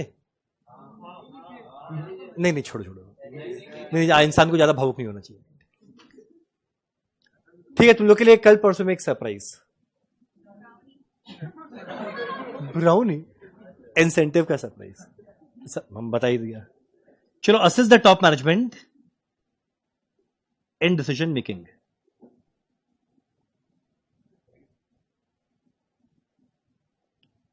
मेरा assist the top management in decision making, और मेरा डिसीजन क्या था, दो। पहला जो लॉस मेकिंग आया उसको कंटिन्यू करे या डिसकंटिन्यू, तो पहला डिसीजन। अब 4 में ना सब पार्ट ए, डिसीजन मेकिंग में क्या क्या डिसीजन लेगा, पहला कंटिन्यू और discontinue a loss making product,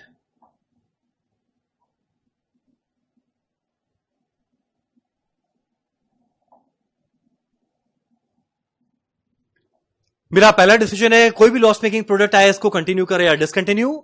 मेरा अगला डिसीजन है जो प्रॉफिट आया उसमें किसको ज्यादा बेचे, जिसका एनपी रेशियो ज्यादा है, ताकि प्रॉफिट बढ़ेगा। चलो अगला लिखते हैं point number B, identify the product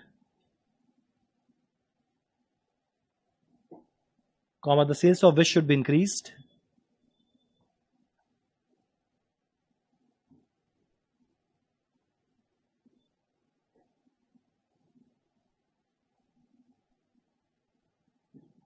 to increase overall profit।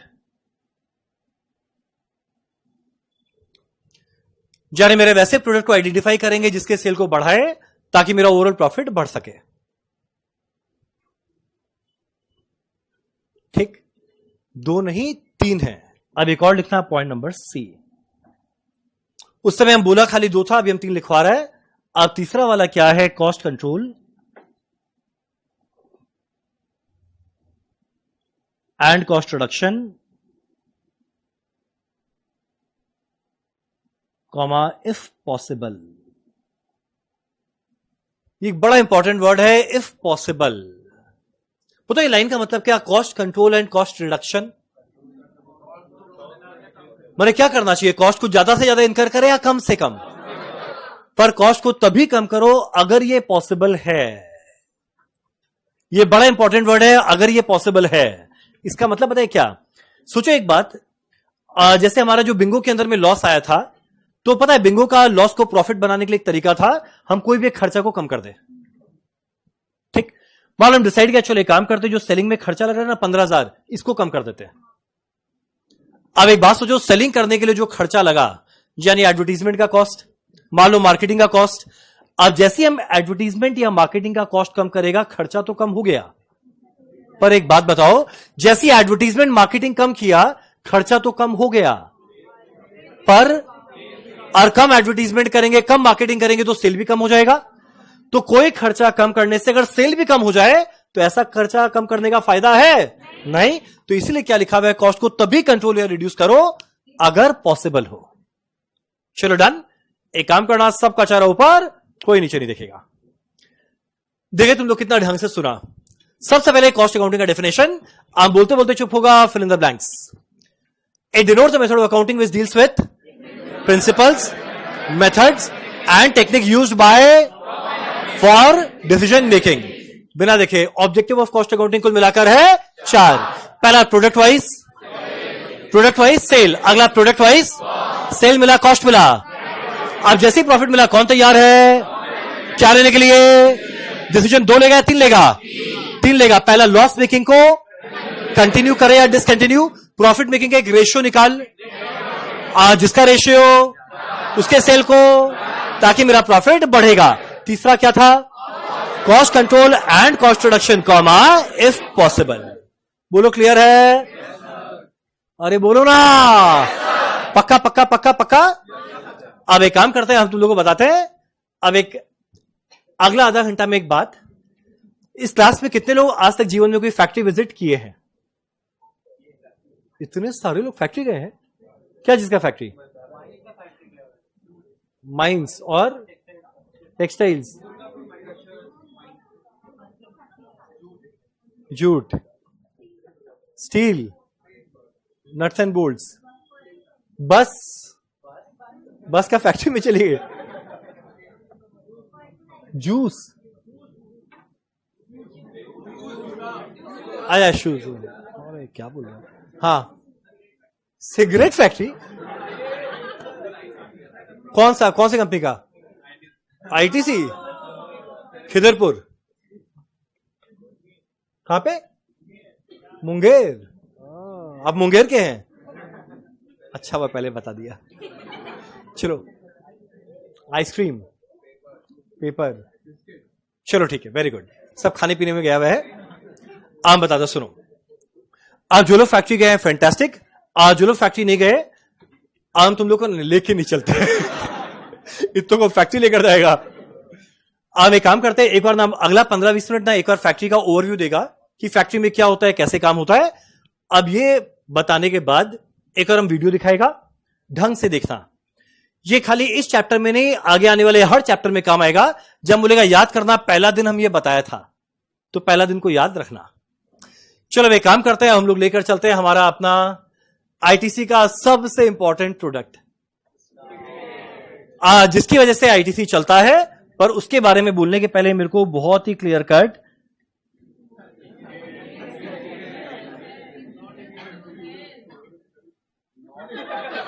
ठीक पहले डिस्क्लेमर देना जरूरी है। 1 मिनट, क्लास में किसी के बाद भी सिगरेट है क्या? दो ना। अरे घर में नहीं बताया, दो ना।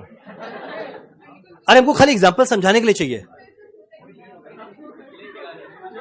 1 मिनट, क्लास में किसी के पास भी है?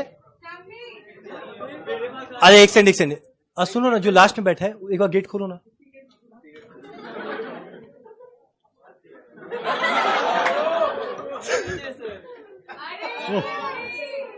पेपर रोल करके लाया। चलो, एक सेकंड, शांति।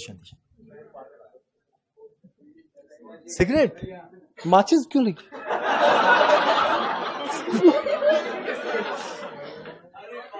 फूक के थोड़ी दिखा रहे मेरे को। ओ सॉरी।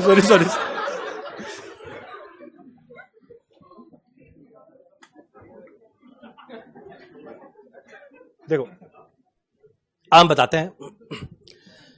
हम लोग ना अगला एग्जांपल जो लेंगे, एक सेकंड, क्या ठीक, सुनो, हम बताते हैं। अब ये सिगरेट को बनाने के लिए कुल मिला के रॉ मटेरियल चाहिए होता है 3। सिगरेट को बनाने के लिए कुल मिला के रॉ मटेरियल चाहिए होता है 3। पहला देखो, ये अंदर में है टोबैको, ठीक। ये जो पीछे में इसको कहते हैं फिल्टर रॉड, और जो ऊपर में पेपर इसको रैप किया, इसको कहते हैं सिगरेट पेपर। जब अगर 3 रॉ मटेरियल आ जाए, एक टोबैको, एक फिल्टर रॉड, एक सिगरेट पेपर, तो आराम से हमारा सिगरेट बन जाएगा। ऐसा अटेंशन पिछले 1 घंटे में तो था ही नहीं। जो इतना ढंग से देखा भैया क्या होने वाला है, ठीक। घर जाके ट्राई मत करना, बीड़ी बन जाएगा। अगर 3 रॉ मटेरियल आ गया तो आराम से हमारा सिगरेट बन जाएगा, ठीक। अब ये सिगरेट को बनाने के लिए ना हमारा आईटीसी का कुल मिलाकर है 5 फैक्ट्री। पहला फैक्ट्री हमारे कैलकाटा के पास में खिदरपुर, हमारा अगला है बिहार में मुंगेर, हमारा तीसरा है उत्तर प्रदेश में सहारनपुर, हमारा अगला है बैंगलोर के अंदर में कर्नाटक में बैंगलोर में, और पांचवा महाराष्ट्र में पुणे के पास में एक जगह है रंजनगांव। अब मेरे को ध्यान है, जब मेरे को पता चला कि मेरे को सिगरेट डिवीजन दिया जा रहा है, तो हम जाके अपने बॉस से बस एक रिक्वेस्ट किया। हम बोला सर सिगरेट डिवीजन दे रहे हैं, थैंक यू सर, बस एक रिक्वेस्ट है, आपको जहां भेजना है भेजिए, हम रंजनगांव नहीं जाएगा। माना कोई पूछे रंजन कहां जा रहा है, रंजनगांव। माना कितना गंदा साउंड करेगा, रंजन रंजनगांव में बैठा है। तो इसी वजह से लास्ट में वो लोग ने मेरा ये रिक्वेस्ट को स्वीकारा और मेरे को दिया आईटीसी का जो सबसे बड़ा सिगरेट फैक्ट्री है, बैंगलोर सिगरेट फैक्ट्री। वो उस समय में एक दिन में 100 मिलियन सिगरेट बनता था, एक दिन में 10 करोड़। ऐसे टैलेंटेड लोग रहेंगे तो बनेगा ही। चलो एनीवेज, अब उस समय में 10 करोड़ सिगरेट बनता था। हम बताते हैं आईटीसी का हेड ऑफिस में क्या होता है, अगला फैक्ट्री में कैसे काम होता है, अगला मार्केटिंग कैसे होता है। खाली मेरे को 10 मिनट लगेगा बताने में और बाद में एक वीडियो बताएगा, दिखाएगा और बस खत्म, ठीक। पर ये जो अगला 15-20 मिनट सुनो ना, कॉस्ट के आखिरी क्लास तक सेट रखना। अब सबसे पहला बात, हमारा आईटीसी का हेड ऑफिस कैलकाटा में है। वन ऑफ द रेयर अच्छा कंपनी जिसका हेड ऑफिस कैलकाटा में अभी भी बचा हुआ है, वो उसमें एक आईटीसी है। कहां पर है? जो तुम लोग का सी इंस्टीट्यूट है ना, उसके ठीक सामने है। सी इंस्टीट्यूट समझ गया कौन सा? वो गांव वाला नहीं, कस्बा वाला नहीं, ये जो रसद स्ट्रीट में है। मैदान मेट्रो से निकलना, जीवनदीप से लेफ्ट लेना, जहां पे आईसीआई है उसके ठीक ऑपोजिट फुट पे आईटीसी का हेड ऑफिस। तुम लोग रियलाइज करेगा मेरा ड्राइंग बहुत सुंदर है। देखो हम आईटीसी का हेड ऑफिस बनाने वाले हैं।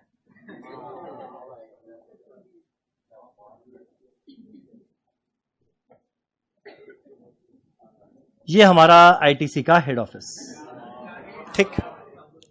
अब बता दें हमारे हेड ऑफिस के अंदर में रहता क्या है। जो हेड ऑफिस है इसके टॉप फ्लोर में रहेगा वहां का बीओडी, बोर्ड ऑफ डायरेक्टर।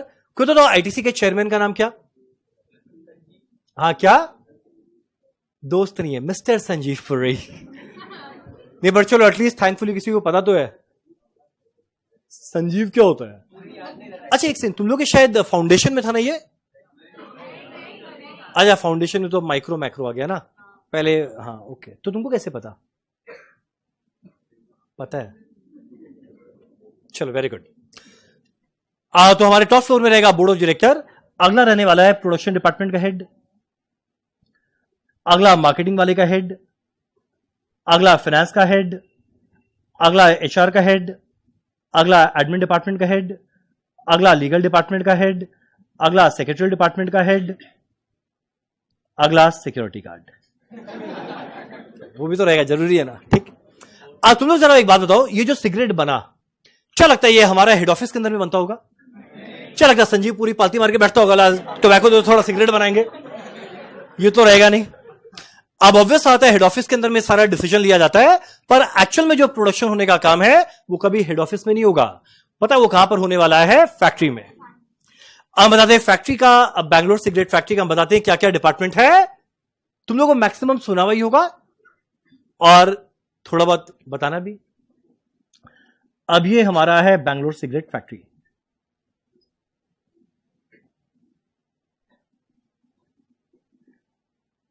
आप कोई भी फैक्ट्री में जाएगा वहां पे बहुत सारा डिपार्टमेंट रहेगा। मेन रहता है 5 डिपार्टमेंट। पहले वाले का नाम है स्टोर्स डिपार्टमेंट, अगले वाले का नाम है इंजीनियरिंग, अगले वाले का है फाइनेंस और बाजू में है एचआर। पर भाई वो डिपार्टमेंट जिस चीज के लिए हमारा फैक्ट्री बनाया गया है वो है प्रोडक्शन डिपार्टमेंट। अब मेरा प्रोडक्शन डिपार्टमेंट में ना सिगरेट को बनाने के लिए 3 मशीन लगता है। पहले वाले का नाम है कटिंग, अगले वाले का नाम है मॉइस्चर एंड फ्लेवर और लास्ट वाले का है पैकिंग। अब हर मशीन को चलाने के लिए आदमी लोग लगेंगे।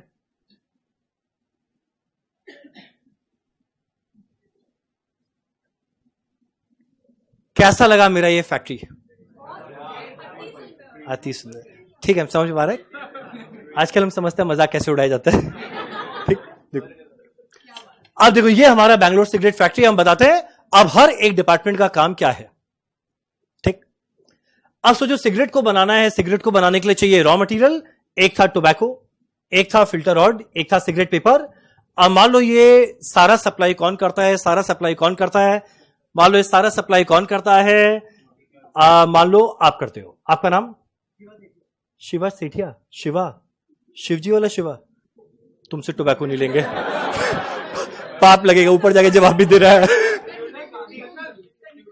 नहीं नहीं नहीं नहीं, आप अच्छा ठीक है ठीक है, नहीं नहीं, इसको इसके लिए कुछ और है। हाँ क्या क्या नहीं, असली में थोड़ी लेगा। तुम्हारा नाम क्या है? हाँ सौम्यजीत, इतना मेरे को याद नहीं रहेगा। आई थिंक सिंपल नाम रखते हैं। आपका नाम है हर्षित, ठीक। मान लो हमारा हर्षित कौन है? अच्छा शांति शांति। मान लो जो हमारा हर्षित है ये कौन है? ये हमारा टोबैको सप्लायर है। तो अभी से लेके कॉस्ट की लास्ट क्लास तक तुम टोबैको बॉय। चलो ये मान लो हमारे हर्षित का वेयरहाउस। हम क्या किया, हर्षित को कॉल किया, बोला भाई हर्षित हमारे यहाँ पे टोबैको खत्म हो रहा है, फटाफट लेकर आ। बोला कितना चाहिए? हम बोला 10,000 केजी लेकर आ। बोला बस फटाफट आते हैं 3 दिनों के अंदर। अब तुम लोग मेरे को तो जब हर्षित लेकर आएगा टोबैको, बुद्धि लगाना फैक्ट्री में, अब जैसे ही हर्षित टोबैको लेकर आएगा, क्या लगता है वो टोबैको लाके किस डिपार्टमेंट को देगा? क्या लगता है सीधा प्रोडक्शन डिपार्टमेंट को दे देगा? क्या लगता है वो किस डिपार्टमेंट को देना चाहिए? पता वो किस डिपार्टमेंट को देगा? स्टोर्स डिपार्टमेंट को। हमारे स्टोर्स डिपार्टमेंट का काम क्या है? जो भी मटेरियल आएगा उसको अपने पास अच्छे से रखना। तो सबसे पहले आया टोबैको, रखा। इसके बाद आया फिल्टर रॉड, ये रहा। इसके बाद आया सिगरेट पेपर, ये रहा। अब मेरा सारा मटेरियल रहेगा स्टोर डिपार्टमेंट में, पर जरा बताना ये सारे मटेरियल को यूज कौन सा डिपार्टमेंट करने वाला है? कौन सा डिपार्टमेंट यूज करने वाला है? प्रोडक्शन। तो हमारा स्टोर्स वाले का 2 ही काम है, जब मटेरियल आएगा ढंग से रख, और जब प्रोडक्शन वाले को लगेगा उसको इश्यू कर दे। क्लियर है? अरे बोलो ना। अब हमारा स्टोर डिपार्टमेंट का काम खत्म, मटेरियल आया रख, और जब लगेगा उसको दे दे। अब पता है हर एक बड़ा फैक्ट्री साल भर चलता है 24 घंटा करके। आईटीसी के फैक्ट्री में जाना 24 घंटा काम होता है। तो बोले क्या बात कर रहे हैं, एक आदमी 24 घंटा बैठा रहेगा? 3 शिफ्ट में काम होता है। अब मान लो पहला शिफ्ट चल रहा है, तुम लोग गया, जैसे 8 घंटा खत्म हुआ अगला शिफ्ट में आप लोग आए, सेकेंड शिफ्ट खत्म हुआ, तीसरा शिफ्ट में तुम लोग आया। तुम लोग देखो क्या हो रहा है। फिर नेक्स्ट डे पहला शिफ्ट में तुम लोग आया, सेकेंड शिफ्ट में आप लोग आए, थर्ड शिफ्ट में तुम लोग आया, और इस तरीका से सिलसिला चलता रहेगा। आप सोच के देखो ना, 365 दिन 24 घंटा करके अगर फैक्ट्री चल रहा है तो या कभी ना कभी तो मशीन खराब होगा, और अगर मशीन खराब होगा इसको ठीक करना पड़ेगा। अब ठीक करने के लिए एक ऑप्शन है, किसी को कॉल करके बाहर से बुलाए, आने में टाइम लगेगा, और भैया हमारे फैक्ट्री में टाइम वेस्ट करने के लिए टाइम नहीं है। तो यही कारण है हमारे फैक्ट्री के अंदर में तुरंत एक इंजीनियरिंग डिपार्टमेंट बना के बैठा हुआ है कि जैसे कहीं कोई प्रॉब्लम हुआ तुरंत जाके ठीक करे, ताकि कम से कम टाइम लॉस हो। जितना ज्यादा टाइम लॉस होगा उतना प्रोडक्शन हैम्पर होगा। तो हमारा इंजीनियरिंग का काम क्या, कहीं कोई प्रॉब्लम आया मशीन में तुरंत आके उसको रिजॉल्व करना। अब मेरा तीसरा डिपार्टमेंट कौन सा है? फाइनेंस। तुम लोग का जिस दिन सीए में हो जाएगा, उसके बाद जब तुम लोग का अगर फैक्ट्री के अंदर में पोस्टिंग होगा, तुम लोग जाएगा फाइनेंस डिपार्टमेंट में। अब तुम लोग हम लोग का काम क्या रहेगा? जो हम लोग को आता है। तुम लोग हम लोग को क्या आता है? तुम लोग को अकाउंटिंग आता है। जब परचेज करेगा ना रॉ मटेरियल, एंट्री करेगा purchase account debit to creditor. जब बेचेगा एंट्री करेगा डेटर टू सेल। पैसा मिलेगा बैंक टू डेटर। वेजेस देंगे वेजेस टू कैश। तुम बोलेगा ये सब हरकत हम लोग करेंगे ना, ये सब हरकत करने के लिए तुम लोग के अंडर में 5-6 लोग रहेंगे। अब मेरे को ध्यान है, जब मेरा आईटीसी में बैंगलोर फैक्ट्री में पोस्टिंग था, पहला दिन गया, मेरा बॉस से जाके मिला, तो हम बोला सर कहां पे बैठना है। उसके पहले आर्टिकल शिफ्ट चला था 3 साल पीडब्ल्यूसी में, जहां पे आर्टिकल लोग को ना एक बॉन्डेड लेबर माना जाता है। दिन में 14-15 घंटा काम कराएगा, जिसका जितना गुस्सा है सब उस पर निकालेगा, जम के गाली देगा। अब अचानक से वहां पर गया, हम बोला सर बताइए किस कोने में बैठ रहे हैं। बोला कोना नहीं है, एक ये जो पिलर दिख रहा है, ये पिलर के यहां तक इतना बड़ा, बोला ये मेरा केबिन है। हम बोला सर मेरा घर बस जाए सर इससे। बोले नहीं ये तुम्हारा केबिन है। तो बोला सर बताइए करना क्या? बोला तुमको कुछ नहीं करना, तुमको सुपरवाइज करना है। हम बोला किसको? बुलाया गया, 6 लोग मेरे अंडर थे, और लास्ट में एक सेक्रेटरी है। हम बोला सर ये, बोले तुम्हारी सेक्रेटरी मेरी। हम बोला हाँ, मेरे चेहरे का मुस्कुराहट क्या बता रहा है? नहीं हम लोग उस टाइप का है नहीं, हम मतलब बस ठीक है ना। ठीक। तो यहां पे हुआ क्या, इतने सारे आदमी लोग अंडर में, भाई आदमी पगला जाए, बोले क्या हो रहा है। पहले हम लोग क्या करते थे, जब उबर बुक करते थे हम लोग खुद बैठ के सोचते थे, अब सीधा सेक्रेटरी प्लीज बुक माई उबर, वो बुक कर रही है। तो एनीवेज बड़ा अच्छा एक्सपीरियंस था। तो फाइनेंस वाला, तुम बोलेगा फाइनेंस वाला करेगा क्या, जो अकाउंटिंग का काम है वो तो मेरे अंडर में जो आदमी लोग बैठा है वो लोग करेगा। हम लोग क्या करेंगे, जो फाइनेंस वालों को आता है। पता है मंथ जब खत्म होगा तो एक जबरदस्त जीएसटी का पेमेंट करना पड़ता है। एक इन जीएसटी, तुम लोग सुना है सीजीएसटी और एसजीएसटी और वो भाई, और इतना नॉलेज। चलो अब ये सारा कैलकुलेशन कौन करेगा, फाइनेंस वाला। अब एक नया मशीन लेकर आए या ना लेकर आए, मशीन को लेकर आए, फायदा कितना है, नुकसान कितना है, प्रोडक्शन वाला तो बोल देगा मशीन चाहिए, पर किससे इवैल्यूएट करे, लेके आए या ना लेकर आए। वेंडर के साथ नेगोशिएशन कौन करेगा, फाइनेंस वाला। जितना अग्रीमेंट साइन होने वाला है सबका फाइनेंशियल एंगल कौन चेक करेगा, फाइनेंस वाला। क्या लगता है ये हमारा स्टोर्स वाला करेगा, बुर्बक है। इंजीनियर उससे बड़ा। तो जितना फाइनेंशियल रिलेटेड वर्क है सब कौन करने वाला है, फाइनेंस वाला। तो सारा का सारा काम करेगा फाइनेंस, यानी जो बाकी किसी के बस का नहीं है वो काम करने वाला है फाइनेंस डिपार्टमेंट। अब जस्ट फाइनेंस के बाजू में है एचआर डिपार्टमेंट। ठीक है क्या ये कोई हरकत है। अब जनरली एचआर डिपार्टमेंट का काम क्या रहेगा, अब किस डिपार्टमेंट में किस नए आदमी को रिक्रूट करना है, किसका प्रमोशन होना है, किसका इंक्रीमेंट होना है, किसको बोनस कितना मिलने वाला है, किसका लीव इनकैशमेंट रहेगा, किसका, मतलब ये जितना भी एम्प्लॉय रिलेटेड वर्क रहेगा सारा का सारा कौन डिसाइड करने वाली है, एचआर। हाँ जनरली एचआर के अंदर में फीमेल रहती है जनरली, नहीं जनरली वही रहता है हर कंपनी के अंदर में एचआर डिपार्टमेंट में फीमेल रहती है। उनका नेगोशिएशन स्किल्स जैसे ही बेटर होता है। अब सोचो अगर मान लो कि एचआर कोई लड़का है, वो मेरे को बोलेगा 10 लाख रुपया देंगे, मना नहीं करेंगे जा। वो कोई लड़के बोले 10 लाख, ओके। हम ऐसा नहीं है, बाकी लोग ऐसे हैं, बाकी लोग ऐसे हैं, हम ऐसा नहीं है, बाकी लोग ऐसे हैं। तो वो लोग नेचुरली फिर ज्यादा आर्ग्यूमेंट नहीं करता, 10 लाख जो इच्छा आपकी सेवा में। तो एनीवेज अब जो एचआर है, यानी इन शॉर्ट फैक्ट्री में जाओ, किसको पटा के रखना, एचआर। सर आप पटाए थे, हम उस टाइप का लगता है, लगता है अलग बात है नहीं। चलो अब मेरा अगला क्वेश्चन उठता है, मेरा जो सबसे इंपॉर्टेंट डिपार्टमेंट है जिस चीज के लिए फैक्ट्री बनाया गया है, वो ना स्टोर्स है, इंजीनियर, ना फाइनेंस, ना एचआर, वो कौन है, प्रोडक्शन डिपार्टमेंट, जहां पे असली में सिगरेट बनने वाला है। अब मेरा बस आज का लास्ट 5 मिनट 10 मिनट भी लगेगा। देख अब भैया प्रोडक्शन डिपार्टमेंट को बनाना है सिगरेट, उसके लिए सबसे पहले इसको चाहिए रॉ मटेरियल। तुम लोग तो प्रोडक्शन डिपार्टमेंट किस डिपार्टमेंट से रॉ मटेरियल मांगेगा, स्टोर से मांगेगा। बोलेगा भाई स्टोर्स सिगरेट बनाना है, रॉ मटेरियल दे, वो सबसे पहले देगा टोबैको। अब जैसे ही टोबैको देगा वो सबसे पहले जाने वाला है कटिंग डिपार्टमेंट में। अब अभी हमें एक वीडियो दिखाएगा, उसमें दिखेगा जो टोबैको आता है ना वो इतने बड़े बल्क में आता है, सिगरेट होता है छोटा सा। आप सोचो इतने बड़े टोबैको को अगर रैप करके सिगरेट बना दे, इमेजिन करो इतना बड़ा सिगरेट, कितना वियर्ड लगेगा। एक आदमी यहां से फूक रहा है, बोले तुम इधर से ले लो, कोई ग्रुप एक्टिविटी थोड़ी है। तो यही कारण है जो इतने बड़ा बल्क टोबैको है उसको सबसे पहले छोटे छोटे पीसेस में कट किया जाएगा, और ये कट करने का काम कहां किया जाएगा, कटिंग डिपार्टमेंट में। अब एक बार ये कट हो गया, इसके बाद ये जाएगा मॉइस्चर फ्लेवर डिपार्टमेंट में। यहां पे फिक्स है 21% मॉइस्चर ऐड किया जाएगा।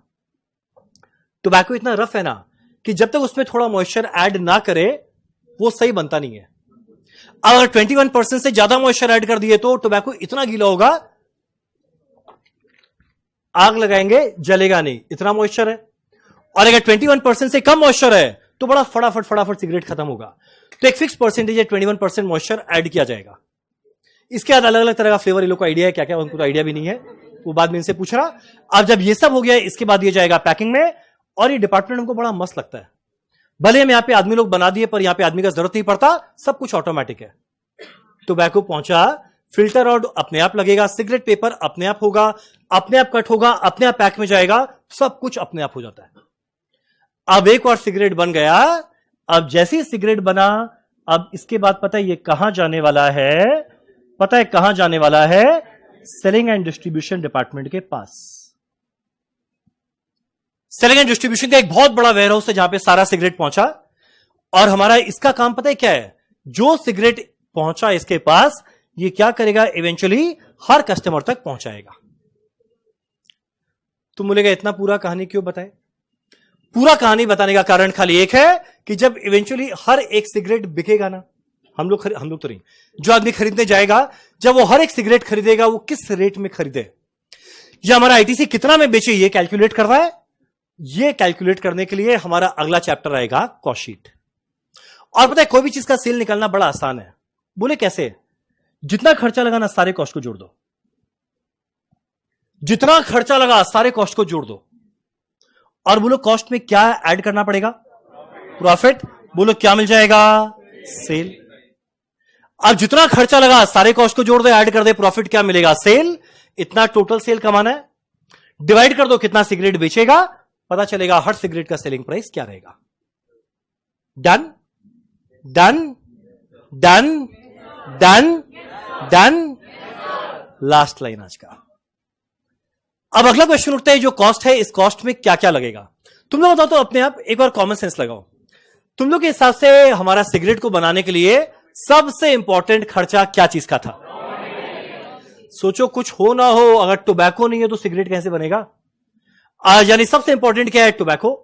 अगला क्या है? Filter rod. अगला क्या है? Cigarette paper. पता है सबको समराइज करके पता है हम लोग किस नाम से बुलाते हैं? Raw material. अब आइदर वर्ड यूज करेगा रॉ मटेरियल, या इसका एक और नाम होता है डायरेक्ट मटेरियल।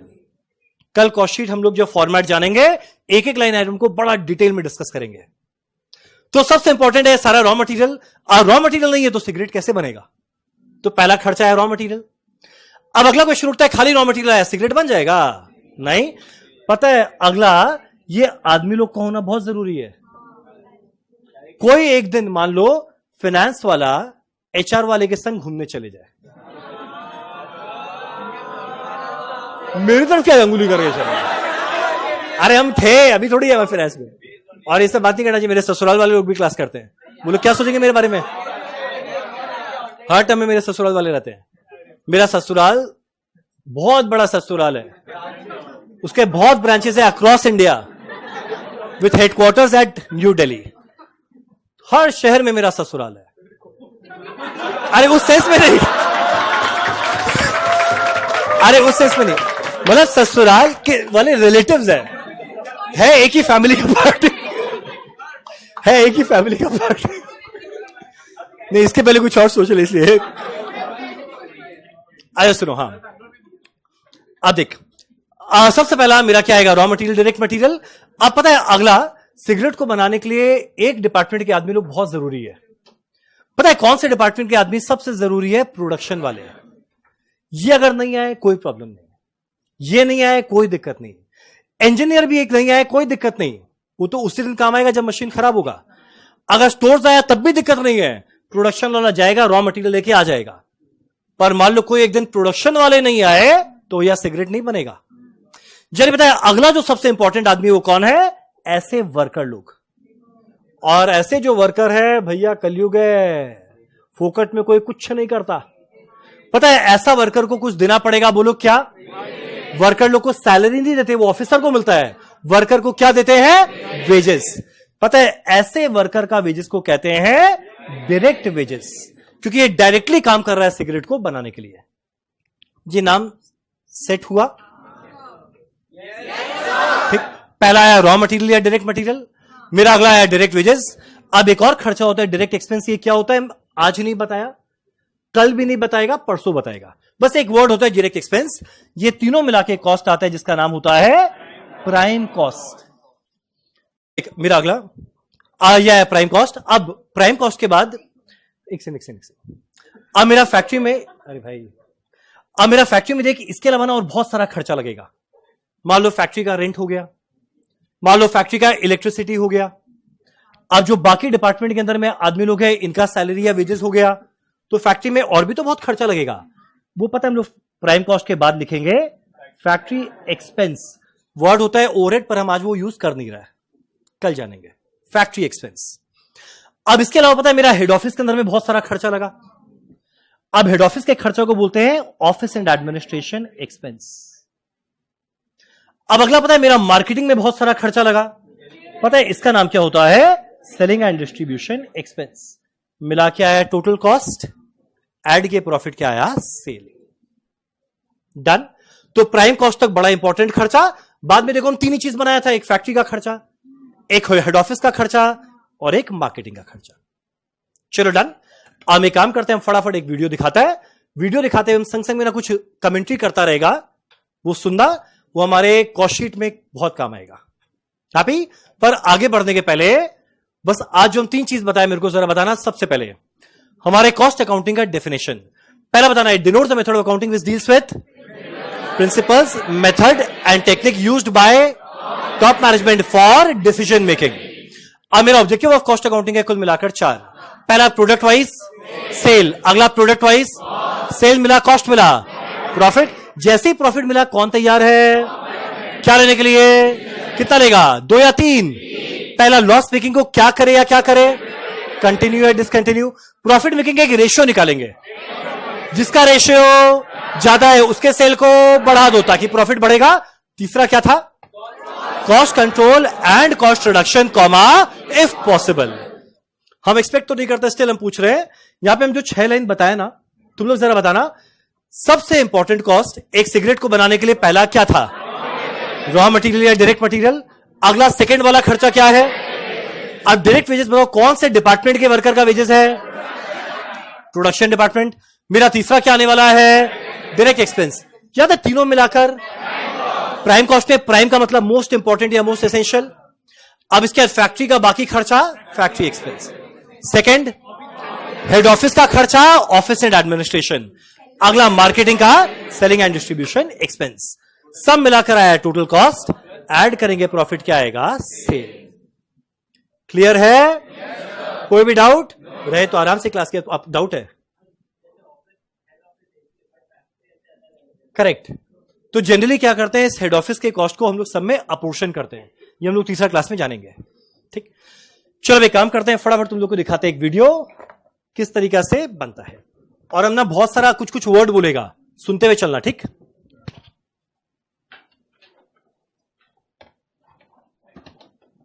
नहीं लाइट्स ऑफ करने की जरूरत नहीं।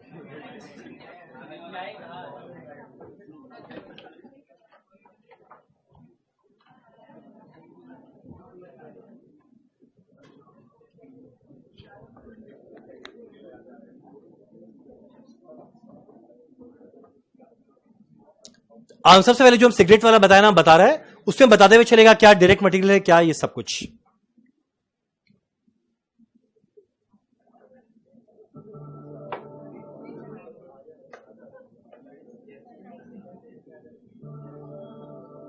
नजर में आ रहा है ना? नहीं लाइट ठीक है, देख लो ना कौन सा बनाना है घर जाके। अब देखो ये हमारा पहला डिपार्टमेंट जो कटिंग डिपार्टमेंट हम बताया था, यहां पे बल्क में टोबैको पहुंचा, वो सबसे पहले छोटे छोटे पीसेस में कट किया जाएगा। तो ये जो टोबैको आया ये मेरा डायरेक्ट मटेरियल या रॉ मटेरियल हुआ। अब देखो जितने भी आदमी लोग काम कर रहे हैं ना, ये प्रोडक्शन डिपार्टमेंट के अंदर का आदमी है, तो ऐसे वर्कर को वेजेस मिलेगा। याद है ऐसे वेजेस को हम लोग क्या कहेंगे, डायरेक्ट वेजेस। चलो वेरी गुड, इसको हम थोड़ा आगे बढ़ा देगा फटाफट।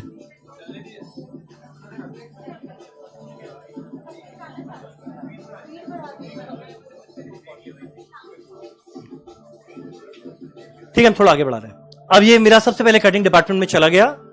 अब कटिंग के बाद ये अगला जाने वाला है मॉइस्चर फ्लेवर में।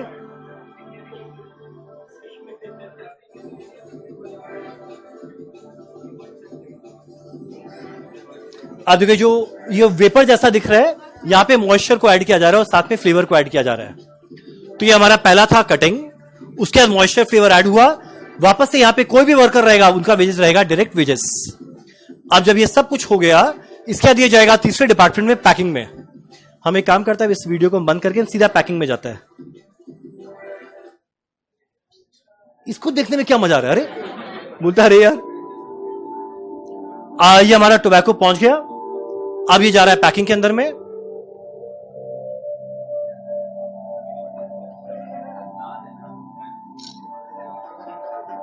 यहां पे ये तो चलो फर्स्ट वाला ही चल रहा है। हाँ, ये हमारा सिगरेट पेपर रहा, ये फिल्टर रॉड रहा, अब किस स्पीड में सिगरेट बनता है?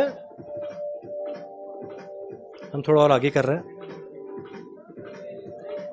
ये स्पीड में सिगरेट बन रहा है। अब एक और जब ये बना, अब सबसे पहले पता है ये छोटे पैक में जाएगा। एक पैक में कितना सिगरेट रहता है? आई थिंक 10 रहता है। तो जो फर्स्ट पैक में जाएगा उसको कहते हैं प्राइमरी पैकिंग। ये कल कॉस्टशीट में काम आएगा। 10-10 सिगरेट बन के फर्स्ट पैक में गया, एक हम फर्स्ट पैक में लेके जाता है।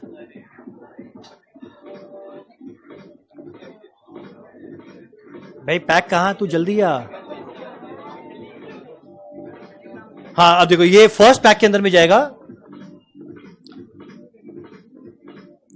इसको कहते हैं प्राइमरी पैकिंग। कल कॉस्टशीट में आएगा प्राइमरी पैकिंग। अब जो छोटा छोटा पैक हो गया, बाद में एक बड़े कार्टन में इसको डाला जाएगा। जो बड़े कार्टन में डाला जाएगा उसको कहते हैं सेकेंडरी पैकिंग। तो जो पहला पैक हुआ प्राइमरी, सारे छोटे छोटे जो आया वो एक बड़े कार्टन में जाएगा। देखो ये बड़े कार्टन में जाएगा।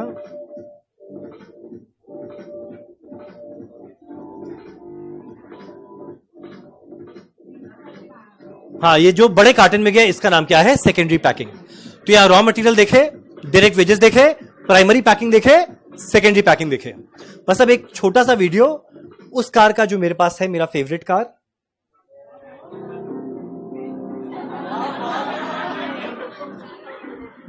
मेरा फेवरेट कार है। गंदा क्यों है? अब इसमें स्किप नहीं करेगा, 2 ही मिनट का है। इसको हम, इसमें मेरे को बहुत कुछ समझाना भी है। अब जब कार बन रहा है, सबसे पहले देखो बहुत सारा पार्ट्स उसमें लगेगा। अब जो पार्ट, जो मटेरियल से हमारा कार बना, वो सारा रॉ मटेरियल या डायरेक्ट मटेरियल रहेगा। अब कार को बनाने के लिए वर्कर भी लगते हैं, संग में रोबोट भी लगते हैं। अब जो वर्कर का वेजेस है वो तो डायरेक्ट वेजेस में चला जाएगा, पर जो जितना भी रोबोट का खर्चा है वो फैक्ट्री के अंदर में है, वो फैक्ट्री एक्सपेंस में जाएगा। बताया था ना फैक्ट्री एक्सपेंस, तो ये फैक्ट्री एक्सपेंस में जाएगा।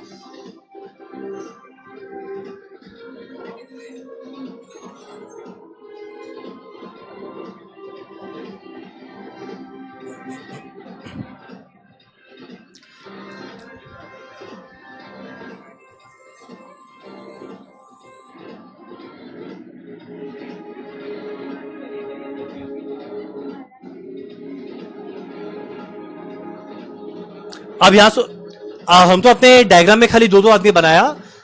रियल लाइफ में एक बड़े फैक्ट्री के अंदर में हजारों एम्प्लॉय रहते हैं। तो जितने हजारों एम्प्लॉय है, सबका वेजेस जाने वाला है डायरेक्ट वेजेस में। अब ये जो पार्ट से बना, ये सारा डायरेक्ट मटेरियल। अब अगला वाला चीज एक बड़ा इंपॉर्टेंट आएगा।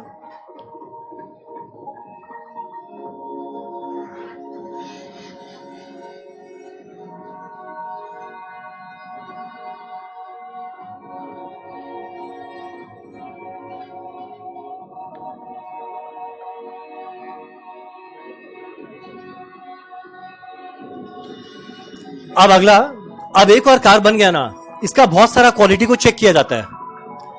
सबसे पहले हो रहा है ब्रेक टेस्ट, कि भाई एक बार गाड़ी चला रुकेगा ना। अब एक ब्रेक टेस्ट को पार करता है, ये ब्रेक टेस्ट चल रहा है। अब इसके बाद आएगा शावर टेस्ट, कितना भी तेज बारिश हो जाए उसको ये सस्टेन कर पाएगा ना। अब एक और ये शावर टेस्ट निकला। इसके बाद होता है रोड टेस्ट। इंडिया में जितना तरह का रोड है, हाईवे या जितना तरह का रोड है, सब उसके फैक्ट्री के अंदर में उन्होंने बनाया कि हर तरह के रोड में चल पाएगा ना। ये चल रहा है ट्रैक टेस्ट या रोड टेस्ट। अब ब्रेक टेस्ट हुआ या शावर टेस्ट हुआ या रोड टेस्ट हुआ, ये सब को कंडक्ट करने के लिए बहुत खर्चा लगता है। इसका ऑब्जेक्टिव है क्वालिटी को चेक करना। ये सारा जाएगा क्वालिटी कंट्रोल कॉस्ट में। तो जब कल पढ़ेंगे कॉस्टशीट, उसमें खर्चा आएगा क्वालिटी कंट्रोल कॉस्ट। ऑब्जेक्टिव क्या है? क्वालिटी को चेक करना। ठीक,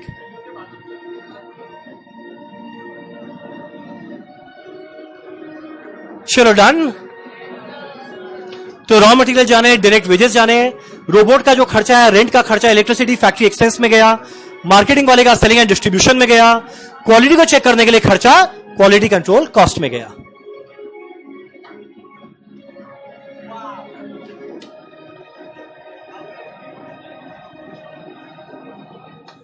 चलो डन,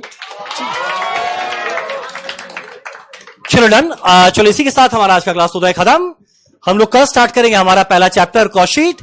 11:30 बजे हम लोग अपना क्लास स्टार्ट कर देंगे। तो आज ज्यादा कुछ पढ़े नहीं है, जितना पढ़े एक बार प्लीज रिवाइज करके आना, और डेली कॉस्ट को घर जाके खाली 15 मिनट देना, कॉस्ट एकदम हो जाएगा। चलो done, thank you so much.